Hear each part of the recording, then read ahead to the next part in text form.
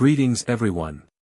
This is Vision Harry. Prepare yourselves for. Harry filed a lordship claim at Gringotts at age 9, Dumbledore's vault was frozen by noon. Don't forget to like and subscribe for more.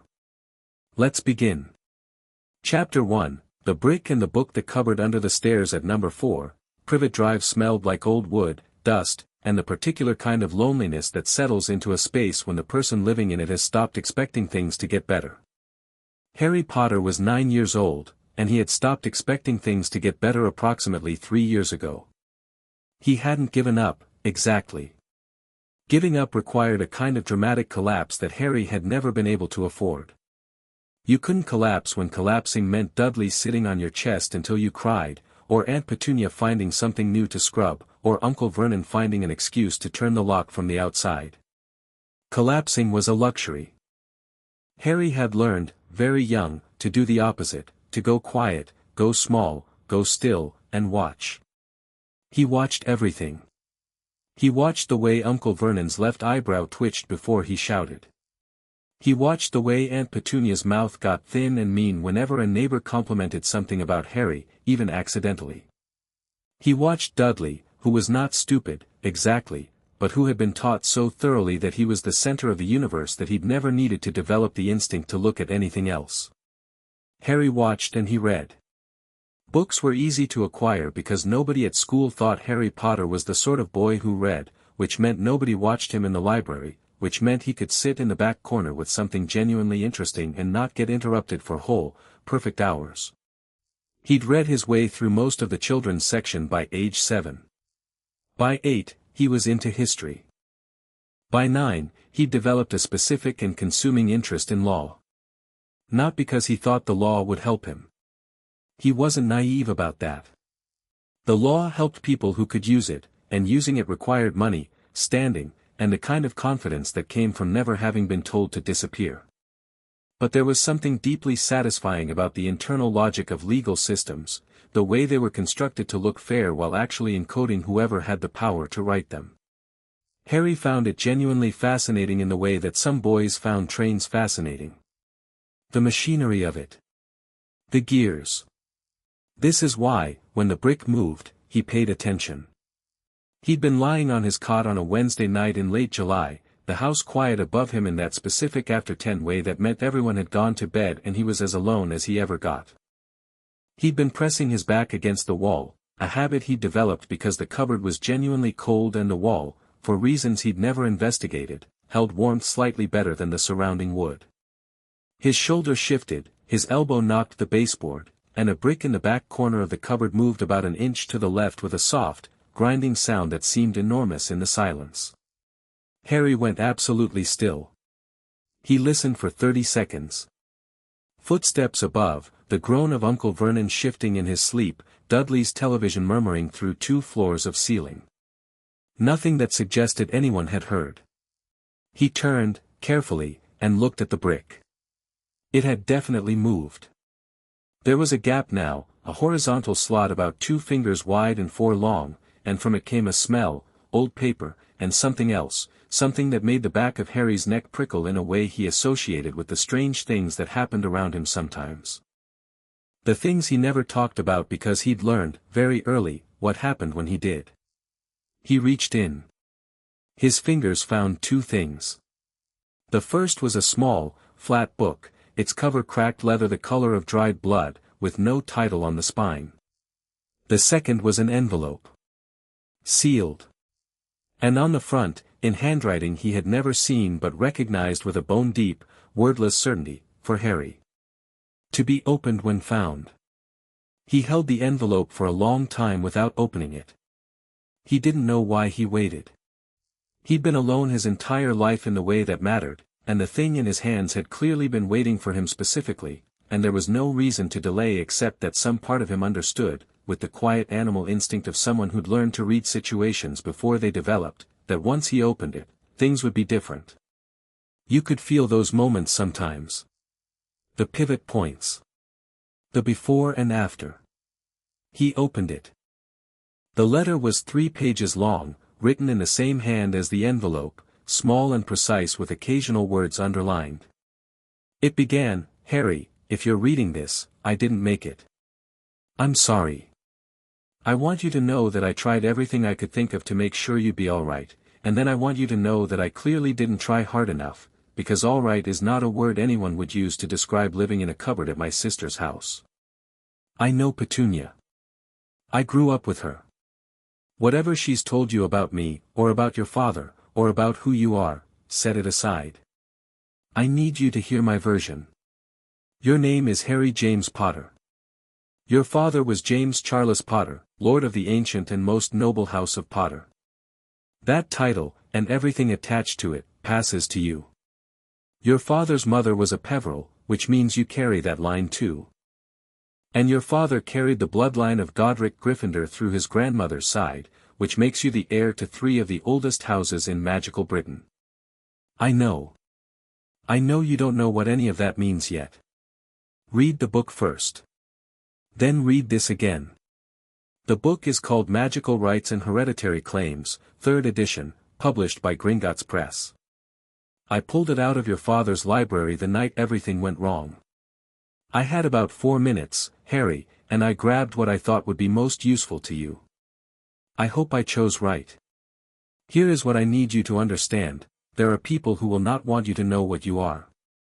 There is one person in particular, a man who believes, with complete sincerity, that keeping you small and uninformed is the kindest thing he can do for the world. He is not cruel. That's what makes him dangerous. Cruel people can be fought directly. People who are convinced they're right are a different problem entirely. His name is Albus Dumbledore. He is probably the most powerful wizard alive. He placed you with Petunia without a court order, without informing the Wizengamot, and without, as far as I can determine, any legal authority whatsoever. He also, and this is the part one need you to be angry about, Harry, I give you full permission to be furious, he has been managing the Potter estate since your father's death. I don't know what that means in practice. I didn't have time to find out. Go to Gringotts. Tell them who you are. Ask for an inheritance test and a full estate audit. The goblins are not your friends. They are no one's friends. But they are, in my experience, completely and reliably honest when it comes to money and accounts, and they hate Dumbledore with a specific professional contempt that I think you'll find useful. I love you. I loved you from the moment I knew you existed, and I loved you every single day until the last one, and if there is anything after this I am loving you still. You are clever and funny and stubborn and you got your father's hair and my eyes and I think you're going to be extraordinary. Be careful. Be smart. Trust the goblins before you trust anyone who smiles too much. All my love, Mum. Harry read the letter twice. Then he sat in the dark for a while with it folded in his hands and felt something that was not quite grief. Grief required loss, and you couldn't properly lose something you'd never had, but something adjacent to it. Something that sat in the chest and pressed. Then he picked up the book. He read Magical Rights and Hereditary Claims in 11 days. He read it the way he read everything that mattered, slowly, going back over sections when he didn't understand them, making notes in the margins with a pencil stub he kept behind his ear. The book was dense and technical and written in the particular style of magical legal texts, which assumed a familiarity with concepts Harry didn't have and used words that weren't in any dictionary he owned. But the core of it was, once you got past the language, actually quite clear. Magical Britain operated under a system of hereditary lordships that predated the ministry by several centuries. These lordships, held by the ancient and noble houses, conferred seats in the Wizengamot, control over family vaults and properties, and a set of legal rights so extensive they made Harry's pencil slow down and his eyes narrow. A sitting lord, for instance, could not be held as a ward of any individual or institution without the explicit consent of Gringotts Bank and a formal Wizengamot declaration. A lord's estate could not be administered by any party not named in a registered will without a court order. A lord was, legally, an adult from the moment of claiming, regardless of biological age. There was a chapter on claiming. It was 4 pages long and Harry read it 5 times. The process was straightforward, almost aggressively so. You walked into Gringotts.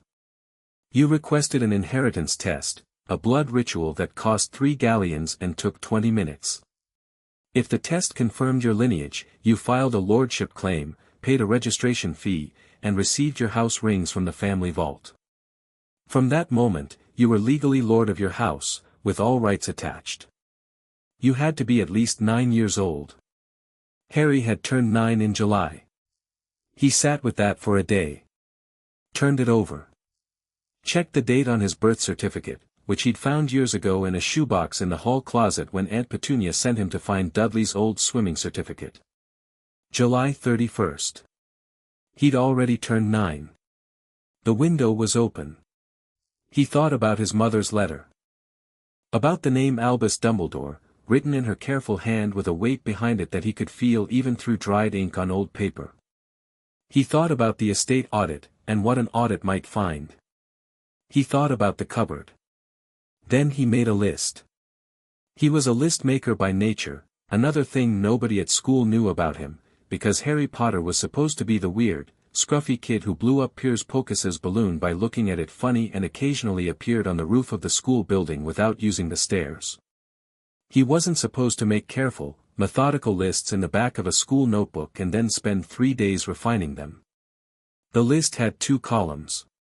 The first was what I need. The second was how to get it. What he needed: money for the bus to London, the 3 galleons for the inheritance test, the registration fee, the book said 12 galleons, which was a significant problem, and an address for Gringotts Bank. He had £4.30 in a tin under the cot, change he'd accumulated over 2 years from various small acts of economic creativity that the Dursleys had never noticed, because noticing would have required paying attention to Harry in ways they preferred not to. The address was easy. He found it in a library book on the history of London's unusual architectural landmarks, listed under a section on Diagon Alley that the author described, with visible embarrassment, as a persistent piece of London folklore. There was an entrance through the leaky cauldron on Charing Cross Road. The 3 galleons and 12 galleons were the real problem. He had no idea what the exchange rate was between pounds and galleons.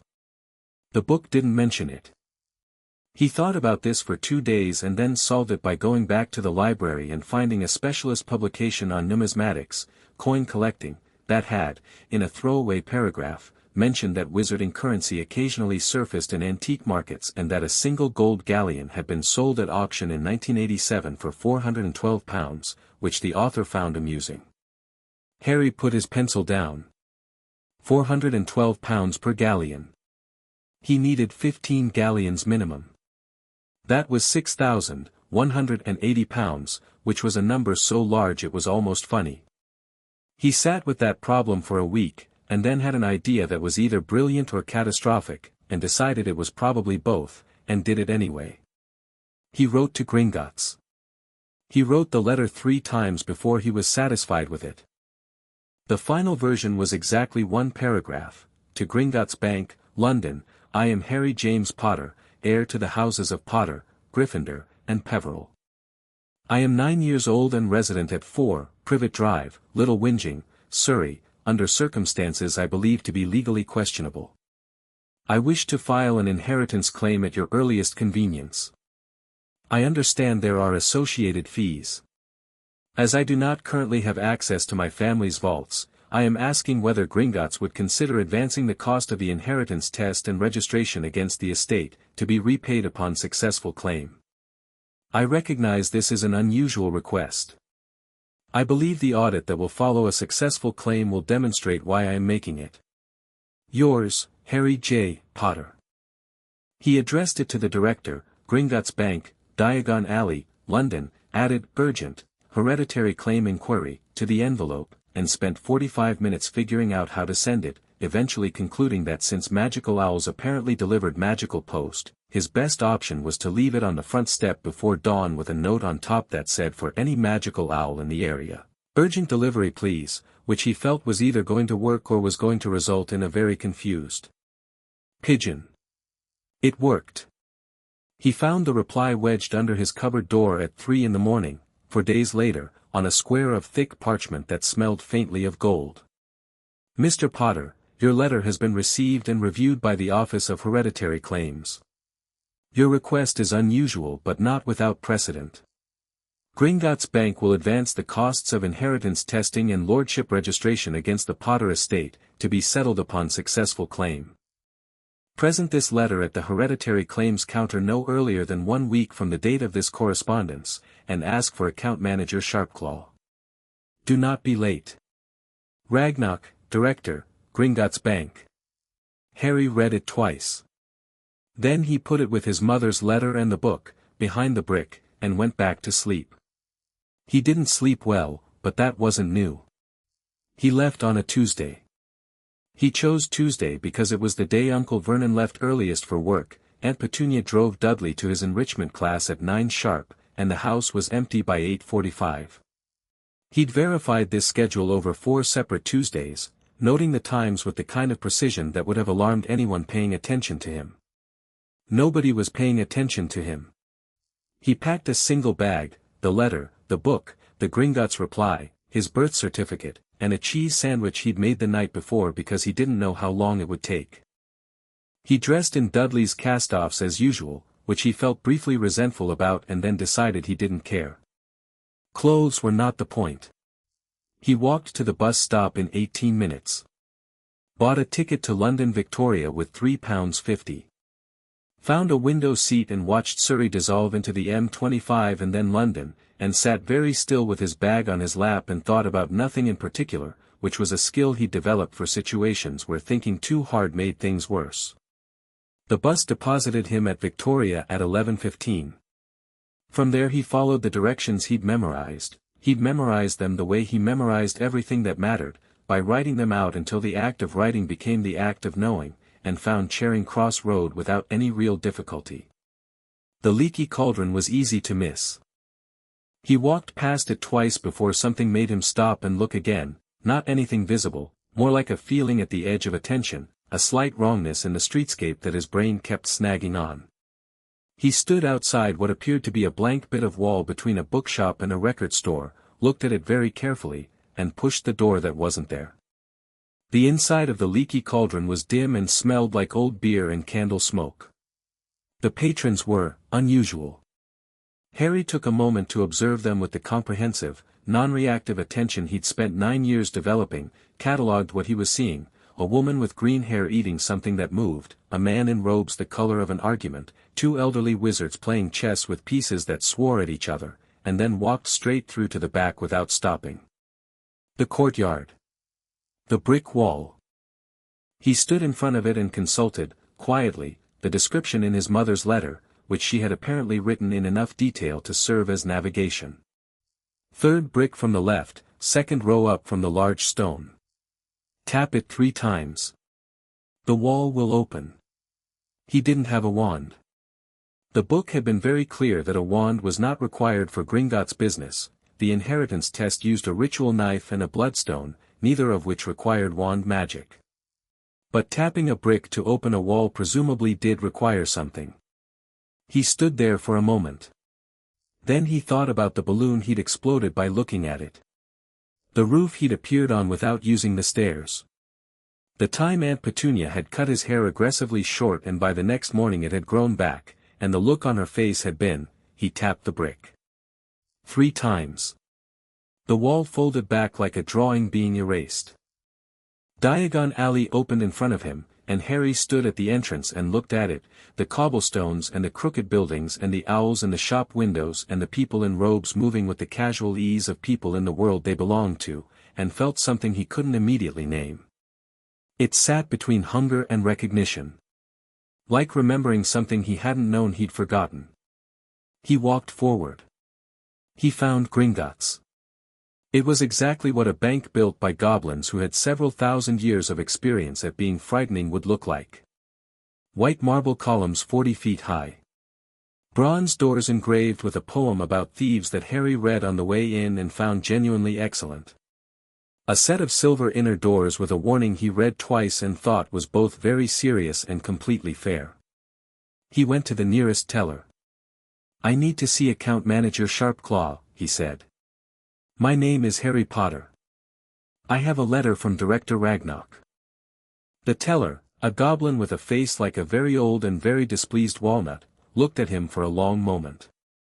Then it looked at the letter Harry produced. Its expression didn't change, exactly, but something shifted in its eyes, some quality of assessment. "Wait," it said, and disappeared.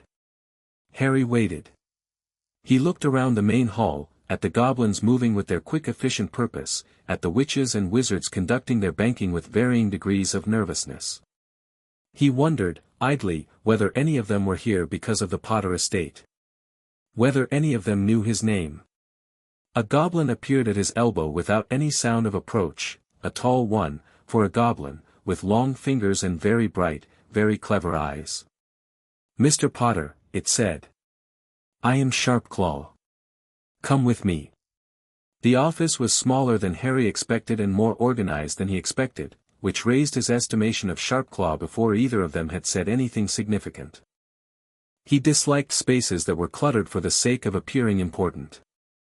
"Before we proceed," Sharpclaw said, settling behind the desk and opening a leather folder, "I should inform you that I have done a preliminary review of the Potter estate since your letter arrived. As a matter of standard preparation." "What did you find?" Harry asked. Sharpclaw looked at him. The look was appraising and not unfriendly. "You are 9 years old." "Yes." "Most 9-year-olds who write to Gringotts about hereditary claims," Sharpclaw said, "begin by asking what a galleon is worth." "I know what a galleon is worth," Harry said. £412, approximately, based on an auction sale from 1987, though I recognize inflation and market conditions would affect the current figure. Sharpclaw was quiet for a moment. "The current figure is £488. "Thank you." Another pause. Something in Sharpclaw's expression settled, like a decision being made. "What I found," the goblin said, "in my preliminary review, is that the Potter estate has been administered since November 1, 1981, under a temporary administrative order filed by Albus Dumbledore in his capacity as Chief Warlock of the Wizengamot." A pause. A capacity he no longer held at that time, having been removed from the position 6 months prior. Harry kept his face calm. "He filed a fraudulent order." "Gringotts does not make legal determinations," Sharpclaw said. "We note discrepancies." "How much has been withdrawn?" "Pending full audit," Sharpclaw said carefully, "the preliminary figure is significant. I would rather give you an exact number after the inheritance test confirms your identity." "That's fair," Harry said. "Let's do the test." The inheritance test was, as advertised, a blood ritual. A small ritual knife, steel, clean, handled with professional efficiency, and a bloodstone that looked like a piece of dark glass set in a frame of copper. Harry pricked his finger without being asked, pressed it to the stone, and watched the surface cloud and then clear and then fill with text that seemed to write itself from somewhere inside the stone. "Harry James Potter, son of James Charles Potter, Lord of the ancient and most noble house of Potter, son of Lily Rose Potter née Evans, heir of the ancient and noble house of Evans, heir of the most ancient and noble house of Peveril, through paternal bloodline heir of the ancient house of Gryffindor, through paternal bloodline magical core status, untrained." Extraordinary. Harry read it twice.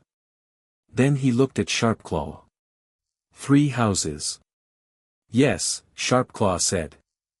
There was something in the goblin's voice that might have been, in a human, awe, but was in Sharpclaw more like the professional appreciation of someone who has found something rarer than they expected. "The lordship claim will be filed for all 3 simultaneously. You'll need to draw blood 3 times for the registration, once per house ring. The rings are in the family vault." "Potter vault, yes. The Peveril and Gryffindor rings are in the heritage vault, which has been sealed since the last Lord Peveril. Untouched." A beat. No administrative orders were filed against those vaults. Probably because no one knew they existed. "Or no one thought there'd be an heir," Harry said. Sharpclaw looked at him with those very bright eyes. "Will you be filing a full estate audit request alongside the lordship claim?" "Yes," Harry said. "Comprehensive." Every transaction from November 1st, 1981 to today. And I want to know about any other orders, agreements, or arrangements involving the Potter name filed with any ministry department or Wiesengemot committee. Anything that touches my estate or my guardianship. That will cost. Bill it to the estate, Harry said. Against the outstanding administrative irregularities. If I'm right about the scale of it, there'll be more than enough to cover the fees. Sharpclaw picked up a quill. You are very certain. My mother was certain, Harry said. I'm just following her notes. The goblin wrote something down. Then, with an air of someone making a decision that pleased them, Sharpclaw said, the full audit will take 4 to 6 hours.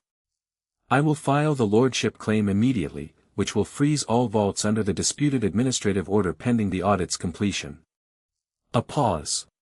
This will be visible on Gringotts public register within the hour. Good, Harry said. Albus Dumbledore banks with Gringotts. I know, Harry said. He will be notified when his access to the affected vaults is suspended. I know, Harry said again. Sharpclaw looked at him for a long moment. The notification will go out at noon. Harry checked the clock on the wall. It was 11:47. Then we should get started, he said. The filing took 23 minutes. He signed 3 documents, pressed his bloodied finger to 3 wax seals, and received 3 rings from a goblin courier who brought them up from the vaults in a small locked box lined in velvet. The Potter ring was gold with a crest, a stag rampant on a field of red, worn smooth at the edges in the way of something passed from hand to hand across centuries. The Peveril ring was older, silver gone dark, set with a stone that Harry recognized after a moment as the same material as the bloodstone. The Gryffindor ring was the plainest of the 3, a wide band of red gold with a lion's head, and when Harry slid it onto his finger it fit perfectly, which it shouldn't have, given that it had presumably been sized for an adult man. He looked at his hand. 3 rings. His right hand, his left ring finger, his left index finger, the book had specified placement, 1 per house, the eldest house to the dominant hand. He was Harry James Potter Gryffindor Peveril, lord of the ancient and most noble houses of Potter, Gryffindor, and Peveril. He was 9 years old, wearing his dead cousin's clothes, sitting in a goblin's office in a magical alley he'd found by pressing a doorknob that didn't exist. The clock on the wall read 11:59. Mr. Sharpclaw, Harry said. Lord Potter, the goblin corrected, with a precision that was its own kind of acknowledgement. Harry looked at the clock. When the notification goes out, how long before people know? The public register updates immediately, Sharpclaw said. Gringotts Register is one of 3 sources that the Daily Prophet monitors in real time for banking news. A lordship claim on 3 ancient houses simultaneously, with an accompanying estate audit, a pause that contained something that was definitely not amusement and was also somewhat amusing. I would estimate the Prophet will have a reporter at our front doors within 40 minutes of the noon notification. And Dumbledore? His vault access notification will reach him simultaneously with the register update. He will know that a claim has been filed, by whom, and that his administrative order has been suspended pending audit. Sharpclaw looked at Harry with the expression of someone who has seen many things in a very long career and is adding this to the list. He will not know you are currently in this building. The clock hit noon. Somewhere in the bank, presumably, a notification was generated and sent. Harry imagined it moving outward like a ripple, through Gringotts' internal systems, to the public register, to a monitor at the Prophet, to whatever system managed vault holder notifications, to Albus Dumbledore, wherever he was at noon on a Tuesday. He imagined Dumbledore reading it. He imagined the old man's face. Lord Potter, Sharpclaw said, drawing his attention back. The audit will take several hours. I can have a private room prepared, with refreshments, if you'd like to wait. Yes, Harry said. Thank you. He was quiet for a moment. Outside the office, through the thick walls of Gringotts, London went on being London, buses and pigeons and people hurrying with their heads down, none of them knowing that in a white marble building with bronze doors and a very good security poem, a 9-year-old boy had just started something that wasn't going to stop. "One more thing," Harry said. "In the preliminary review, you mentioned the estate administration. Was there anything else? Anything that wasn't financial?" Sharpclaw's expression shifted slightly. "Not much. Goblins were not expressive creatures by nature, and Sharpclaw was a goblin who had been professionally not expressive for approximately 2 centuries. But something moved behind those bright eyes. There was one item, the goblin said carefully. A record, cross-referenced from ministry files as part of our standard background check on disputed administrative orders." A pause. "It concerns a prisoner. Currently in Azkaban." Harry waited. "Sirius Orion Black," Sharpclaw said. "Named in your parents' registered will as your godfather and primary guardian." Another pause. "He has been in Azkaban since November 2, 1981. The day after your parents died." Harry felt something go very still inside him. What was he tried for? Sharpclaw looked at him steadily. "He was not tried," the goblin said. "There is no record of a trial. There is no record of charges formally filed with the Wizengamot. There is only a ministry order signed by Bartemius Crouch Sr., sending him directly to Azkaban." A beat. The order was countersigned by Albus Dumbledore. The room was quiet. "Add that to the audit," Harry said. His voice was even. He was 9 years old and his voice was completely even. "Everything connected to Sirius Black, the guardianship question, and anyone who signed documents related to his imprisonment without a trial." "Yes, Lord Potter." Harry stood up and straightened the too large shirt that was all he had to wear, and thought about his mother's letter, and about the careful way she had written "Trust the goblins before you trust anyone who smiles too much," and felt, not angry, exactly. Not yet. Something that was gathering, slowly, like weather coming in from a very long way away. "The private room," he said. "I'll take that now." He ate his cheese sandwich while Gringotts auditors took his mother's estate apart, transaction by transaction, year by year, and outside the bronze doors the world began, slowly, to understand what had happened.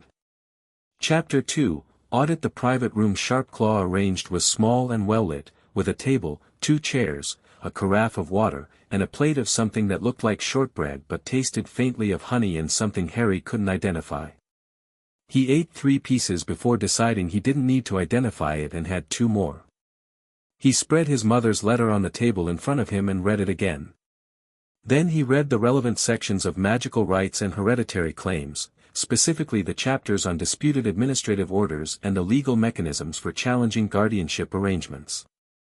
He made notes in his school notebook.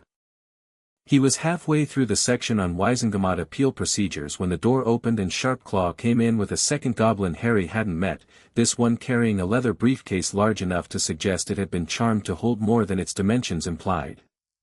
"This is Goldtooth," Sharpclaw said. "Our senior estates auditor.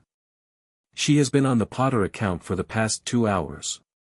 Goldtooth was older than Sharpclaw, her face a more complex arrangement of lines, her eyes the particular color of old coins. She set the briefcase down, opened it, and produced a stack of documents that confirmed Harry's suspicion about the charm. She stacked them on the table with practiced efficiency and then looked at Harry with an expression that was not quite sympathy. Goblins, Harry was quickly learning, did not do sympathy, but was something adjacent to it. Professional solidarity, maybe. Respect for someone who had correctly identified a problem. "We are 4 hours into the audit," she said. "I'm going to tell you where we are and then you are going to ask questions, and I will answer them, and then we will return to completing the work. Are you ready?" "Yes," Harry said. Goldtooth sat down, opened the top folder, and began to talk. The Potter estate, she explained, had been substantial. James Potter's family had accumulated wealth across several centuries through a combination of potion ingredient trading, property investment, and the particular kind of old money that grew without much tending because it had been growing for so long. The main vault, Vault 687, had held, on the night of October 31, 1981, assets totaling approximately 900,000 galleons in gold, plus an investment portfolio, 3 properties, a library of irreplaceable magical texts, and a collection of heirloom items including several artifacts that independently warranted heritage vault classification. How much is in the vault now? Harry asked. Goldtooth looked at him steadily. 87,412 galleons. The number sat in the air between them. Harry did arithmetic in his head. Roughly 800,000 galleons gone over 8 years. That was 100,000 galleons a year. At £488 per galleon, that was approximately £48 million. From a 9-year-old boy's estate. Gone. Where did it go? He asked. His voice was still even. He was proud of that. That, Goldtooth said, is what the rest of the audit is determining. What I can tell you now is that withdrawals were made under the administrative order in 3 categories. She opened the second folder. Category 1, Maintenance and Upkeep of Potter Properties.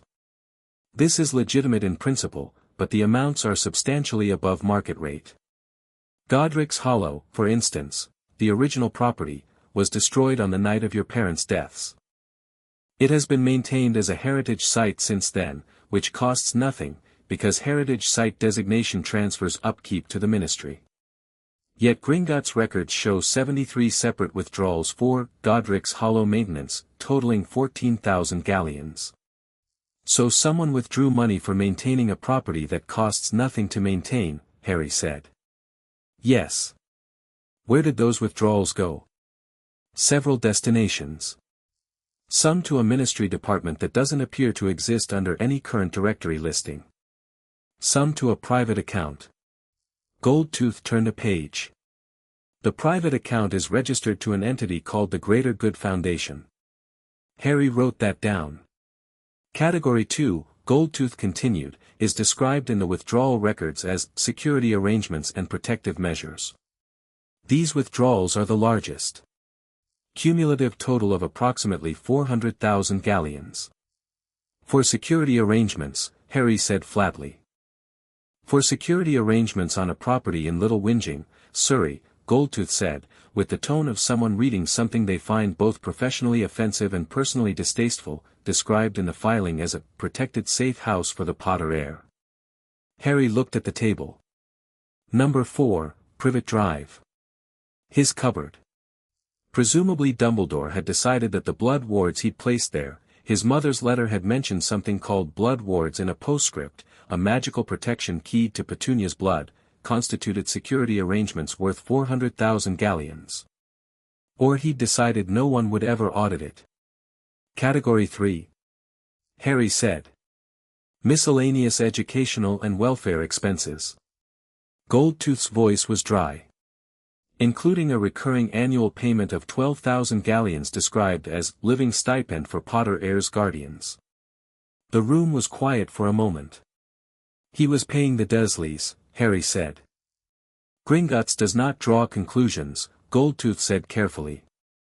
But 12,000 galleons a year, Harry said, nearly £6 million over 8 years, a number that clarified certain things about why the Dursleys had never tried to get rid of him despite appearing to hate his presence, described as a living stipend for my guardians, has been going to an account registered to Vernon and Petunia Dursley of 4, Privet Drive, Little Whinging, Surrey, for the past 8 years. Goldtooth did not confirm this. She also did not deny it, which was its own kind of answer. Harry sat back in his chair. He looked at the ceiling for a moment, plain plaster, a small chandelier with warm burning candles, and then looked back down at Goldtooth. Is there more? We are not finished with the audit, she said. There are additional anomalies. Some involve the Potter investment portfolio, where several long-term holdings were liquidated and the proceeds were redirected in ways that will require more time to trace fully. Some involve the properties. The cottage at Godric's Hollow is straightforward. The manor at Potter's Field in Wiltshire is more complicated. There appears to be a tenant arrangement filed without your authorization. Someone is living in my house, Harry said. The arrangement was made under the administrative order, Goldtooth said. The fraudulent administrative order. Another one of those careful not quite confirmations. Harry looked at his notebook, where he'd been writing as she talked. The page was getting dense. When will the full audit be complete? He asked. End of day, Goldtooth said.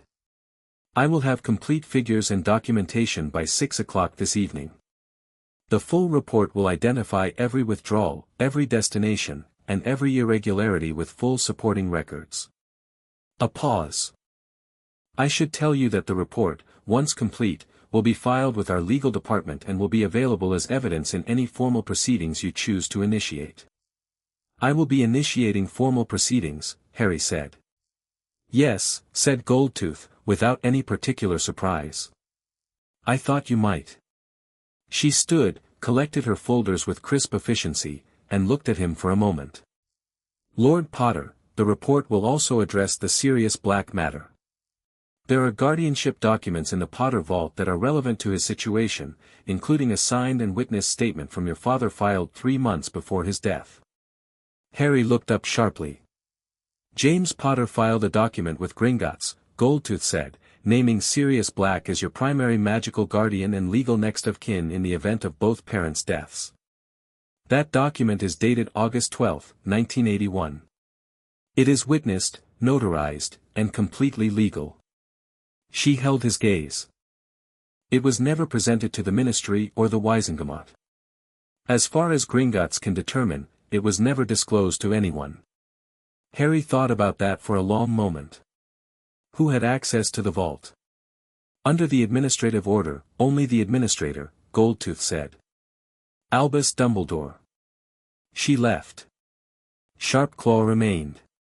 The two of them sat in the quiet room for a moment, the afternoon light, there were no windows, but the chandelier had shifted to something warmer and lower as the hours had passed, some magical accommodation of time, settling around them. He knew, Harry said. It wasn't really a question. Gringotts does not, you don't have to draw conclusions for me, Harry said. I'm drawing them myself. He looked at Sharpclaw. My father filed a guardianship document in August 1981. In October 1981 my parents died. On November 2nd, Dumbledore placed me with the Dursleys and signed the order that put my godfather in Azkaban without a trial. He tapped his notebook. He had access to the vault. He knew the document existed. He put Sirius Black in Azkaban and took me to the Dursleys and filed a fraudulent administrative order so he could manage the estate himself, and he knew the whole time that there was a legal document saying Sirius Black was supposed to have me. Sharpclaw said nothing. The silence was profoundly eloquent. I want to do something, Harry said. Before the audit is finished. While the claim is still fresh. What did you have in mind? Sharpclaw asked, with the tone of someone who was fairly certain they already knew. The Prophet monitors the public register, Harry said. You told me that. A reporter will have been at the front doors by now. They have been, Sharpclaw confirmed. 2 reporters, in fact. We have declined comment as per standard policy. What if I wanted to give a comment? Sharpclaw looked at him carefully. That would be your prerogative as the claimant. Not a statement, Harry said. I'm not going to stand on the steps and make a speech. Just, if a reporter asked the right questions, and I answered them, what would happen? You are lord of 3 ancient houses, one of which holds a hereditary Wisengamot seat, Sharpclaw said. A statement from you would be newsworthy by definition. Anything you said about the estate, the audit, or the legal questions involved would generate significant coverage. A pause. The wizarding world has been told, for 8 years, that Harry Potter was safe and well cared for and that Albus Dumbledore had the matter in hand. And if they found out that the address on record for the Potter heir is a cupboard under the stairs, Harry said, in a house owned by people who have been receiving 12,000 galleons a year from my estate to keep me in it? Sharpclaw was very quiet. I don't want to talk to the reporters myself, Harry said. I'm 9. A 9-year-old standing on bank steps doesn't look like a lord, it looks like a sad story, and I don't want to be a sad story.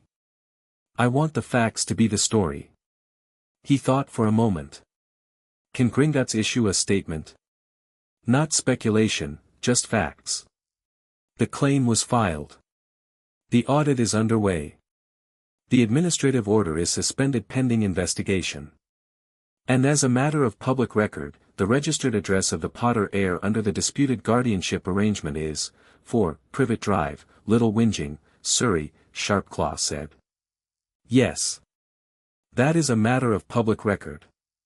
Can you also mention, Harry said, as a matter of public record, that Gringotts is in possession of a legal guardianship document naming Sirius Orion Black as the primary guardian of Harry James Potter, said document never having been submitted to the Ministry or Wisengamot? Sharpclaw was quiet for a very long moment. That, the goblin said slowly, would be a significant disclosure. It's a document in my vault, Harry said. I'm the vault holder. I'm authorizing the disclosure. Yes, Sharpclaw said. You are. Another pause. Lord Potter, I have been in this business for 147 years. In that time I have handled some of the most complex estate matters in Wizarding Britain. He seemed to be choosing words with care. The disclosure you're authorizing will not merely generate news coverage. It will raise questions about Azkaban, about ministry procedure, about the Chief Warlock's authority, about the war itself. It will make Albus Dumbledore's morning significantly more difficult than his noon. Good, Harry said. Sharpclaw looked at him for a long, still moment. Then the goblin did something Harry had not yet seen him do, he smiled. It was not a warm smile. It was the smile of someone who has been in the business of watching the powerful move against each other for a very long time and has just seen someone young and entirely unafraid join the game. I will draft the statement myself, Sharpclaw said. The statement went out at 3 in the afternoon.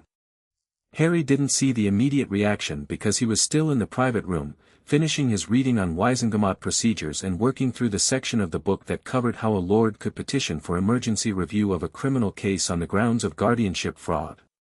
But he heard it, in a diffuse way, a change in the quality of sound from beyond the office walls, voices in the corridor, the distant sense of a building that had been professionally calm for centuries adjusting to something unexpected. At 4:15, Sharpclaw came back. The Prophet has published an evening edition, the goblin said, setting a folded newspaper on the table.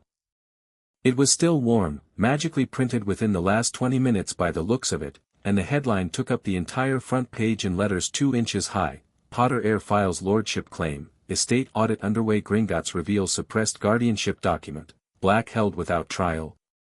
Below that, in slightly smaller letters, Dumbledore administrative order suspended, multiple irregularities cited. Harry read the article. It was, mostly, accurate, which said something about how carefully Sharpclaw had constructed the statement, because it was difficult to write an inaccurate story about a bank statement that just listed facts.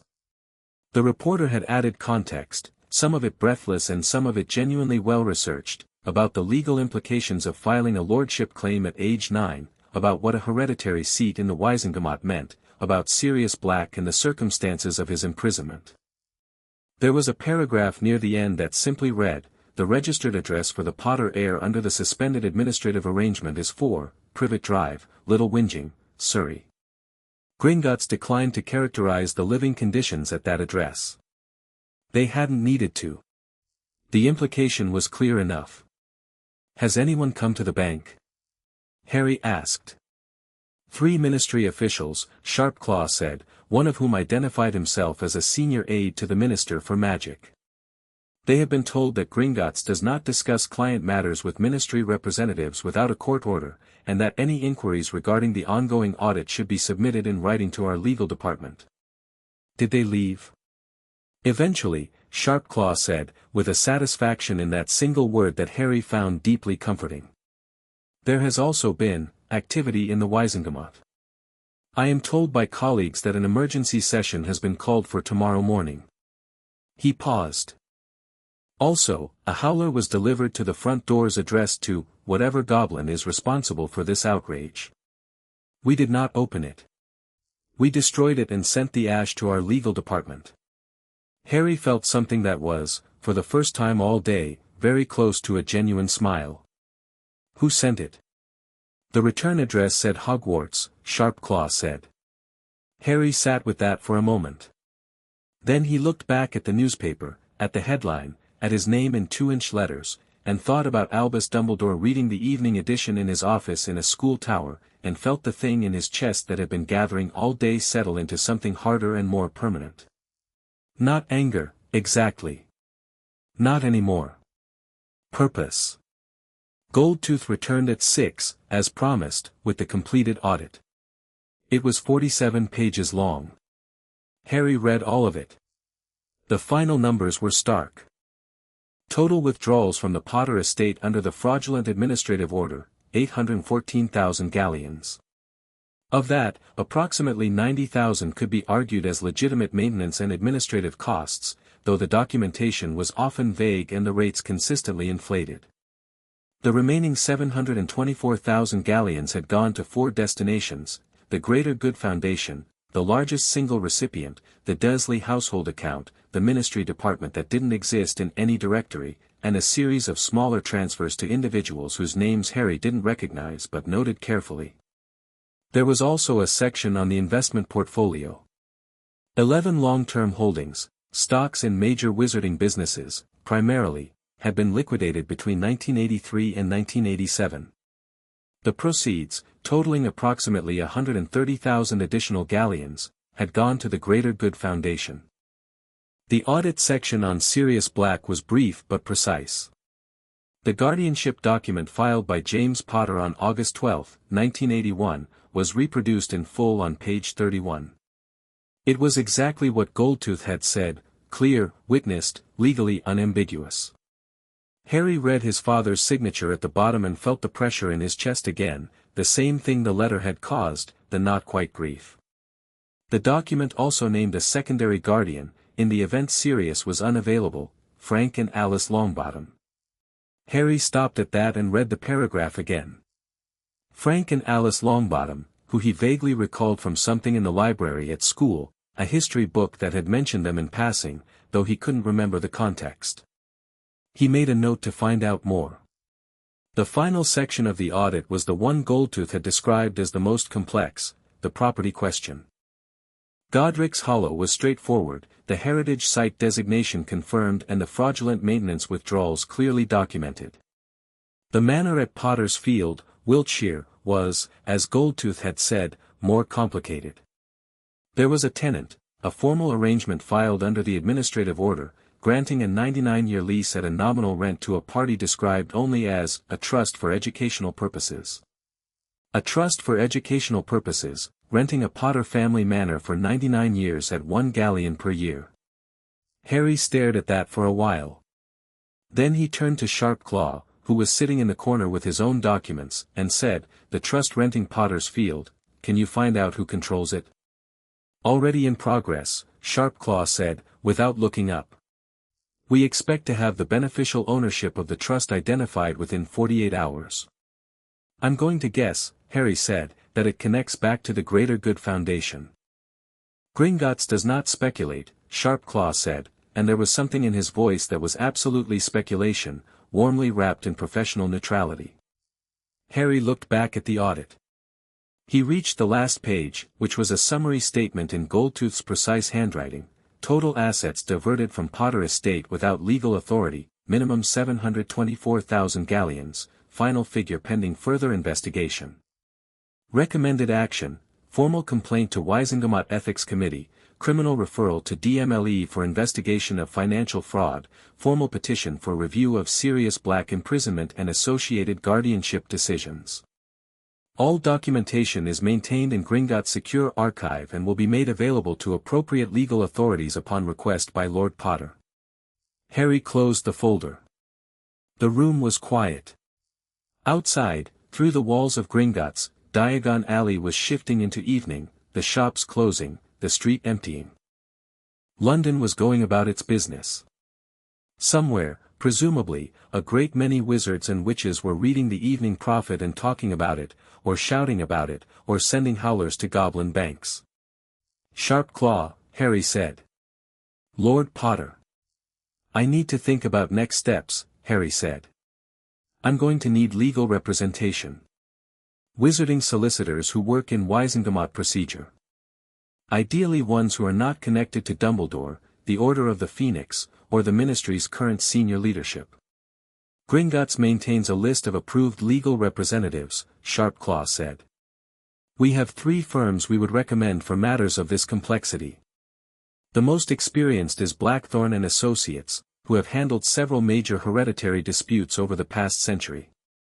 Their senior partner, Evander Blackthorne, is 73 years old and has an active dislike of administrative overreach that I understand to be both professional and personal.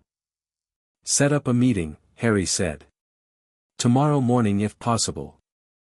Also, I need somewhere to stay tonight. I can't go back to the Dursleys. He considered this. Legally, I think, given the suspended guardianship order, the Dursleys' claim to my presence is void, Sharpclaw said. The administrative order that placed you in their care is suspended pending audit. As of noon today, there is no legal instrument giving the Dursleys' guardianship authority over you. As Lord of 3 ancient houses, your legal majority is established by the claim. A pause. You are, in fact, the only person in Britain currently authorized to make decisions about where Harry Potter lives. That's convenient, Harry said. Very, Sharpclaw agreed. Gringotts maintains several client guest suites in a connected property. They are occasionally offered to clients whose circumstances require it. Given the complexity of this case and the ongoing nature of our work together, I believe an offer would be appropriate.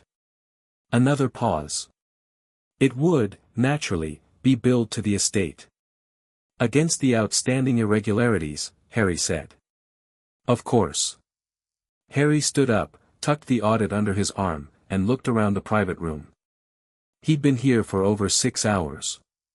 He'd arrived with a school bag and a cheese sandwich and his dead mother's letter, and he was leaving with the legal lordship of 3 ancient houses, a 47-page audit of financial fraud, and the knowledge that his godfather was rotting in a magical prison because the most powerful wizard in Britain had decided that was convenient. He was also, for the record, still hungry. Is there actual food available? He asked. Not just the honey shortbread. Sharpclaw made a gesture that managed to convey that yes, food would be arranged, and that he found it slightly charming that this was what Harry asked about after the day they'd both had. The guest suite was 3 rooms, with proper furniture and a window that looked out over a cobblestone courtyard, and a meal that appeared on the table as Harry sat down, real food, a roast with vegetables and bread, more elaborate than anything he'd been given at the Dursleys in 9 years of living there. He ate methodically, going through the audit again as he did, cross-referencing notes, building a mental map of the next several moves. The Wisengamot session tomorrow. He couldn't attend, he was 9, and while the lordship claim gave him legal majority, actually walking into a Wisengamot chamber unrepresented was a different kind of action than filing papers at a bank. He needed Blackthorne first. He needed to understand the lay of the land before he walked into it. The criminal referral. That was important. The audit needed to go to the DMLE, the Department of Magical Law Enforcement, but he needed to be careful about who in the DMLE actually received it.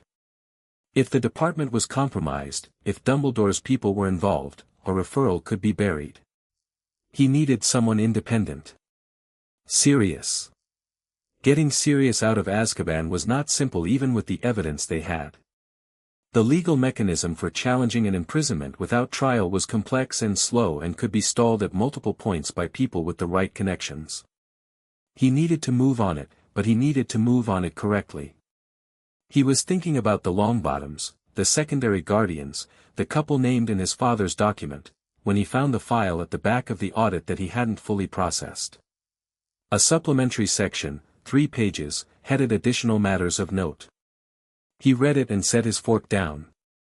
Frank and Alice Longbottom had been tortured into insanity in November 1981, a week after his parents' deaths, by Death Eaters using the Cruciatus Curse. They were currently permanent residents of the Janus Thickey ward at St. Mungo's Hospital for Magical Maladies and Injuries. Their son, Neville, was being raised by Frank's mother, Augusta Longbottom, a formidable witch who held her own Wisengamot seat. The supplementary note had been added by Goldtooth, who had included it with the observation that the timing of the Longbottom attack, 1 week after the Potters' deaths, eliminating the named secondary guardians, was, in Gringotts' assessment, a matter that warrants attention in any formal proceedings.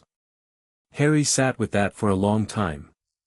Outside the window, the courtyard was dark, lit by a few floating lanterns. Someone had come and cleared his dinner plate without him noticing. The audit was spread across the table in an organized chaos of cross-referenced sections and his own notebook pages. He was 9 years old. He was sitting alone in a room in a goblin bank in a magical alley, and he had learned today that the world he'd been born into was more broken and more deliberately arranged than even his mother had known to warn him about.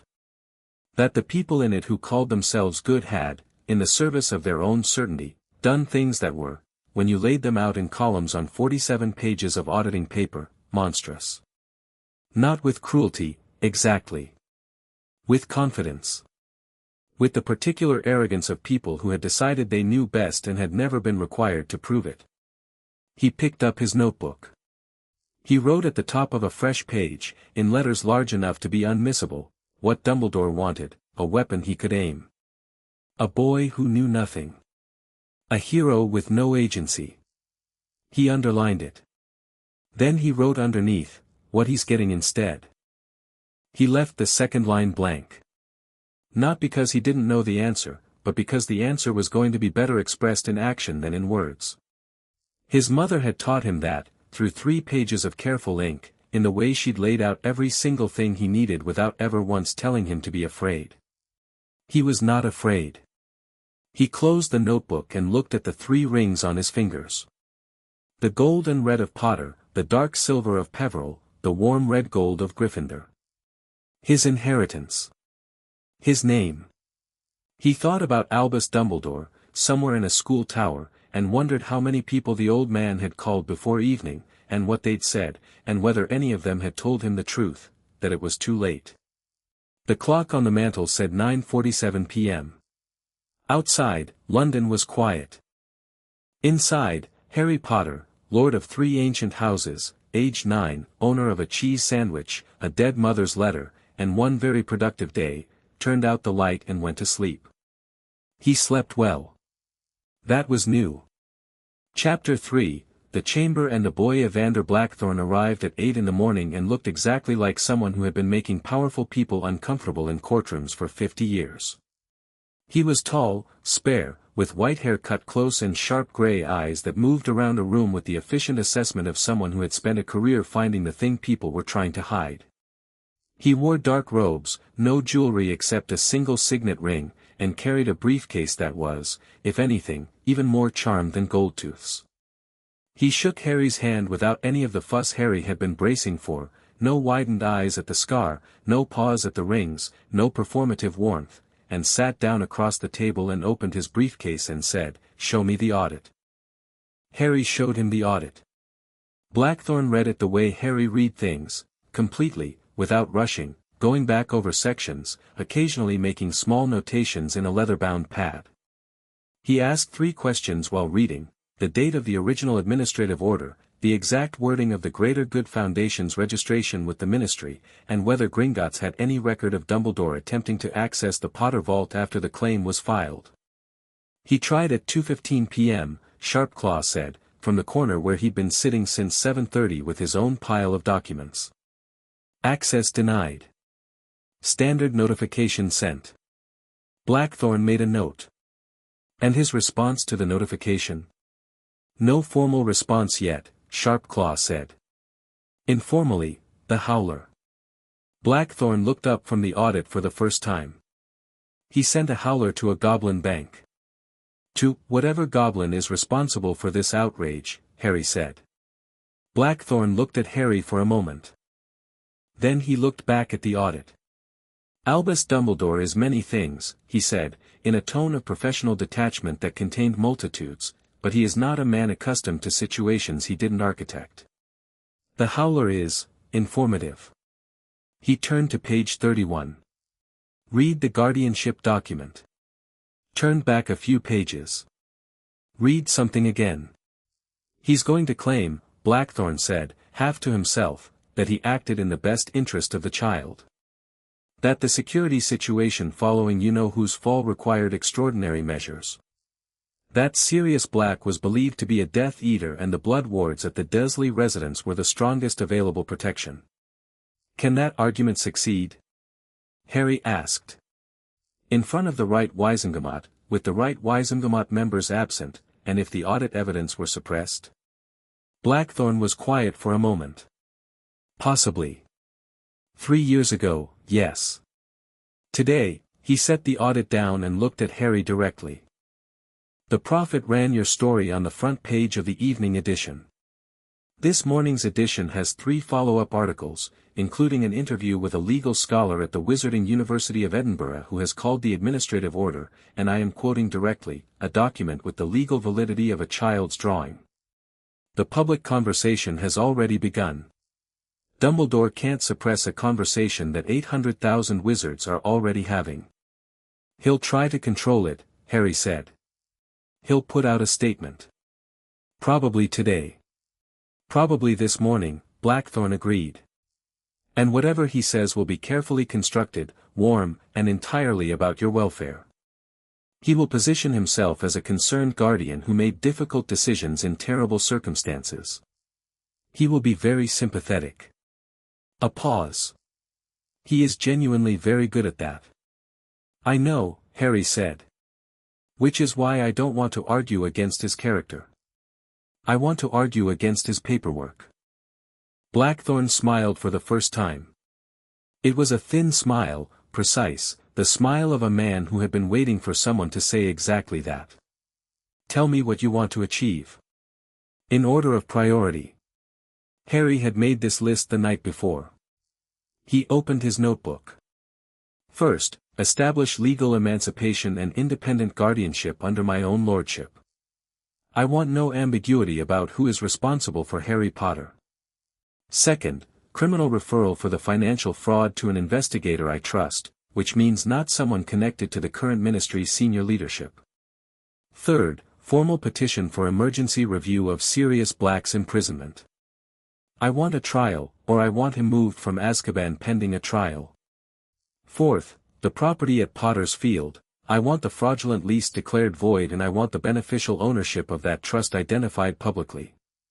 Blackthorne wrote as Harry spoke. And Dumbledore? That's not a priority, Harry said. Dumbledore is the context, not the target. If the investigation goes where it should, the evidence makes the argument without me needing to name him in every motion. A pause. He knows what he did.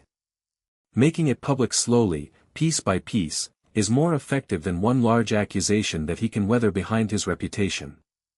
Blackthorne put his pen down and looked at Harry with an expression that was not quite surprise, it was the expression of a man who had prepared himself for something and found the reality considerably more than he'd prepared for. You're 9, he said. Yes, Harry said. Your mother, Blackthorne said carefully, is she responsible for this, or is this you? Both, Harry said. She gave me the tools. I read the instructions. Blackthorne picked his pen back up. Right. The Wisengamot emergency session is at 10 o'clock. I'll be present as your legal representative. You will not attend, not today, not for this session. The session will be chaotic and emotionally driven and that is not the environment for your first appearance. He looked at Harry. You will appear before the Wisengamot for the first time when the session is structured, when I have prepared the ground, and when your appearance will have the maximum effect. Understood? Understood, Harry said. The criminal referral I will file today with Madame Bones, who heads the DMLE. Amelia Bones is neither corrupt nor connected to Dumbledore's inner circle. She is, in my professional experience, the single most procedure-driven person in the ministry, which means she cannot ignore a referral this comprehensive even if she wanted to. Blackthorne tapped the audit. Which she won't. Amelia Bones has spent her career watching people circumvent proper procedure and it makes her, personally, furious. Good, Harry said. The black petition is complex. It will take time even under emergency procedures.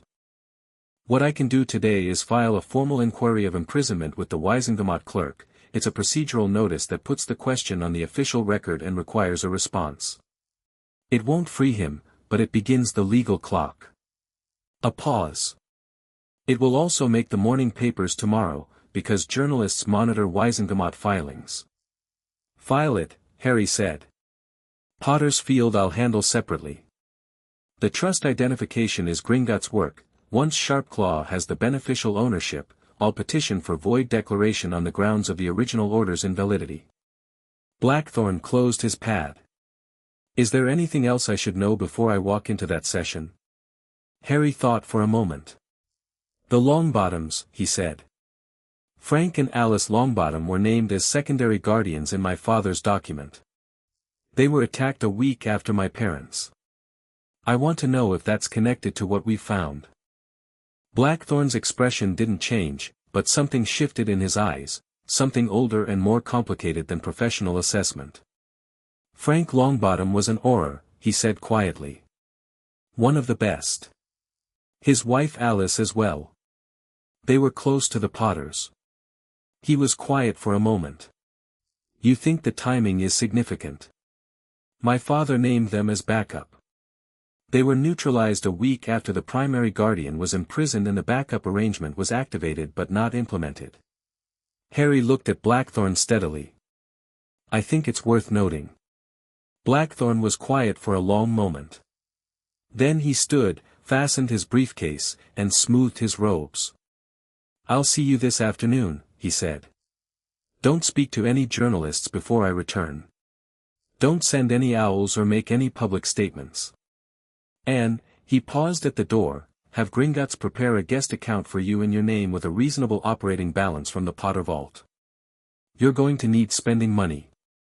How much is reasonable? Harry asked. Lord of 3 ancient houses. Blackthorn raised an eyebrow. Whatever you like. He left. Harry looked at Sharpclaw. I like him, Harry said. Yes, Sharpclaw agreed. He is very expensive. He is worth it. Harry spent the morning reading. Sharpclaw had, without being asked, left a stack of that morning's profit editions on the side table along with a comprehensive digest of Wisengamot session records from the past decade. Harry worked through both, building the map he needed, who sat on which committees, who held which allegiances, which of the old houses were currently active in chamber politics and which had gone quiet, who on the Wisengamot had been appointed versus hereditary, and which of the hereditary seats were currently vacant due to lack of a claiming heir. 3 vacant seats jumped out at him. He made notes. The prophet gave him other things. The follow-up articles Blackthorn had mentioned were thorough. The legal scholar from Edinburgh, a woman named Professor Miriam Shafiq, who wrote with a precision that Harry appreciated, had published a full-page analysis of the administrative order and its legal defects that read, between the careful academic lines, as a fairly direct accusation.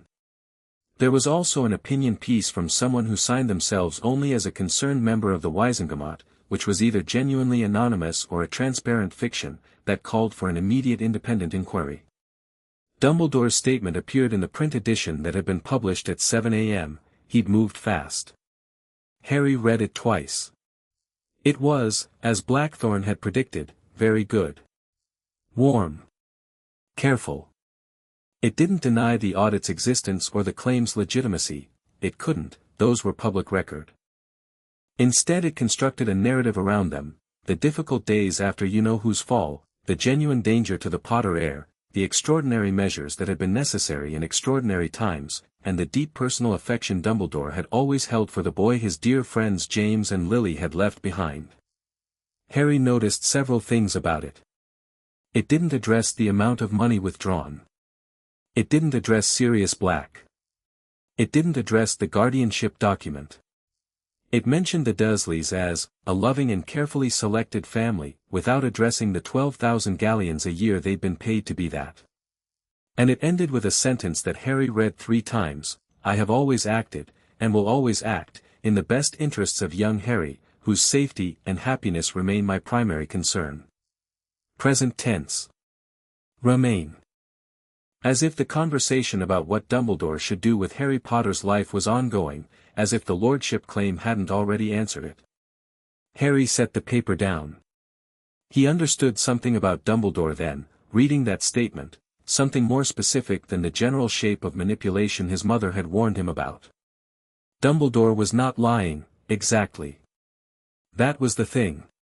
He almost certainly did feel affection for the idea of Harry. He almost certainly did believe that what he'd done was necessary.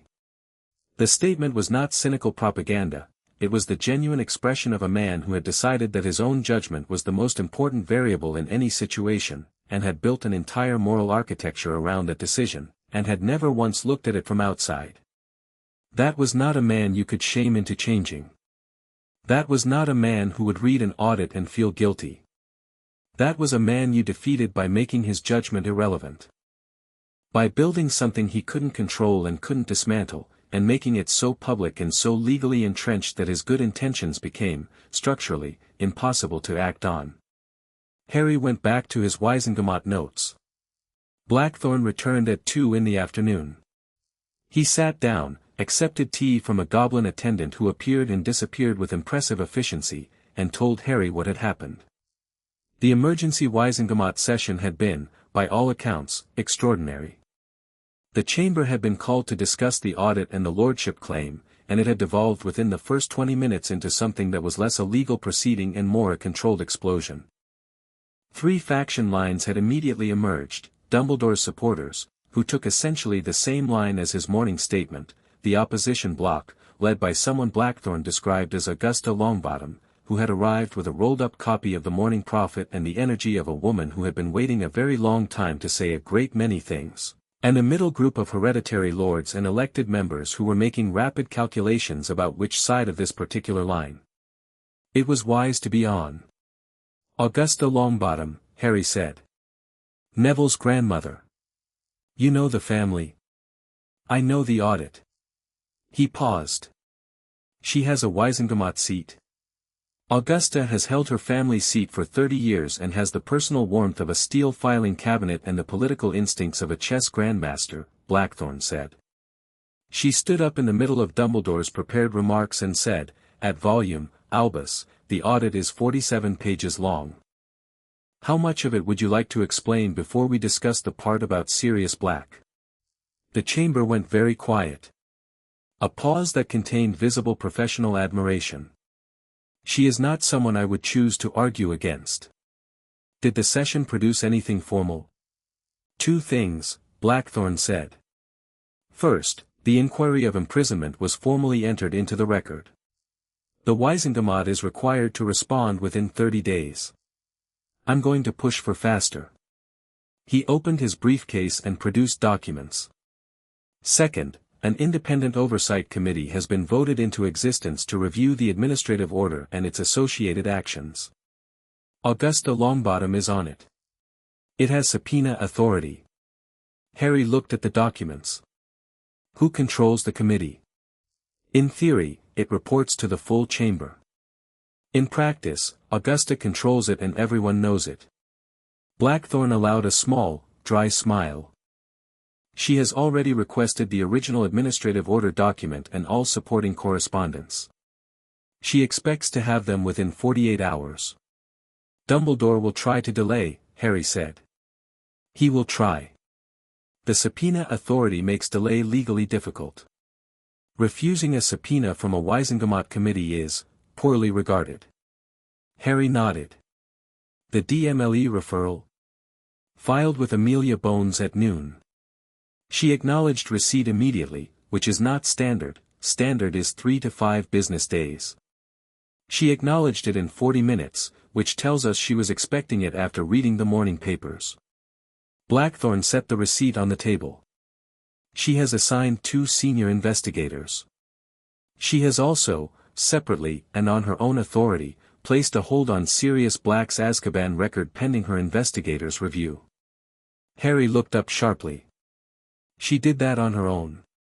Amelia Bones, Blackthorn said, was colleagues with Frank and Alice Longbottom at the DMLE, She was also at their wedding. She read the section of your father's guardianship document in the Gringotts statement last night, and this morning she requested the full document from Sharpclaw. He paused. I believe this case has become somewhat personal for her. Good, Harry said quietly. There was a knock at the door. Sharpclaw opened it and a junior goblin handed him a folded note. Sharpclaw read it, raised an eyebrow approximately a millimeter, which for Sharpclaw was the equivalent of a sharp intake of breath, and passed it to Harry. Harry read it. Lord Potter, I would like to speak with you. I will be at Gringotts at 3 o'clock this afternoon if that is convenient. I come in no official capacity and with no connection to any of the parties currently under investigation. I am bringing my grandson. Augusta Longbottom. Harry looked at the clock. 2:15. He looked at Blackthorn. She moves fast, Blackthorn said. She was at the Wisengamot session this morning and she's here by 3, Harry agreed. Tell me more about her. Augusta Longbottom née Longbottom, married her second cousin, kept the name for obvious reasons, is 71 years old and has held her family's Wisengamot seat since her husband died 22 years ago. She is, by reputation, formidable to the point of being occasionally frightening, deeply traditional in her values about wizarding law and hereditary right, and she has, Blackthorn paused. She has spent the past 10 years being told, by Albus Dumbledore in gentle and caring language, that she should be patient about her son's case. That the ministry was doing everything it could. That justice would come in time. His voice was level but the words had weight. She read the section of your audit about Frank and Alice Longbottom as secondary guardians, and about the timing of their attack. I do not know exactly what she felt when she read it, but I was in the chamber this morning and I can tell you that whatever it was, it did not make her patient. Harry was quiet for a moment. Then he said, reply and say 3 o'clock is fine. Augusta Longbottom was a tall woman in green robes who walked into the private room at exactly 3 o'clock as though she had built it herself and was checking on the quality of the work. She had a face that had clearly once been handsome and had progressed into something better, a face that had decided, some years ago, that it didn't need to be anything other than exactly what it was. Behind her came a boy about Harry's age, round-faced and brown-eyed, with the specific quality of someone who was nervous about being here but was trying very hard not to look it. He was also, Harry noticed, watching everything, though he did it differently than Harry did, less assessment, more absorption, like someone who was building a picture. Lord Potter, Augusta said, and her voice matched her face, clear, direct, with a warmth underneath the precision that she clearly felt no need to perform. Thank you for seeing me.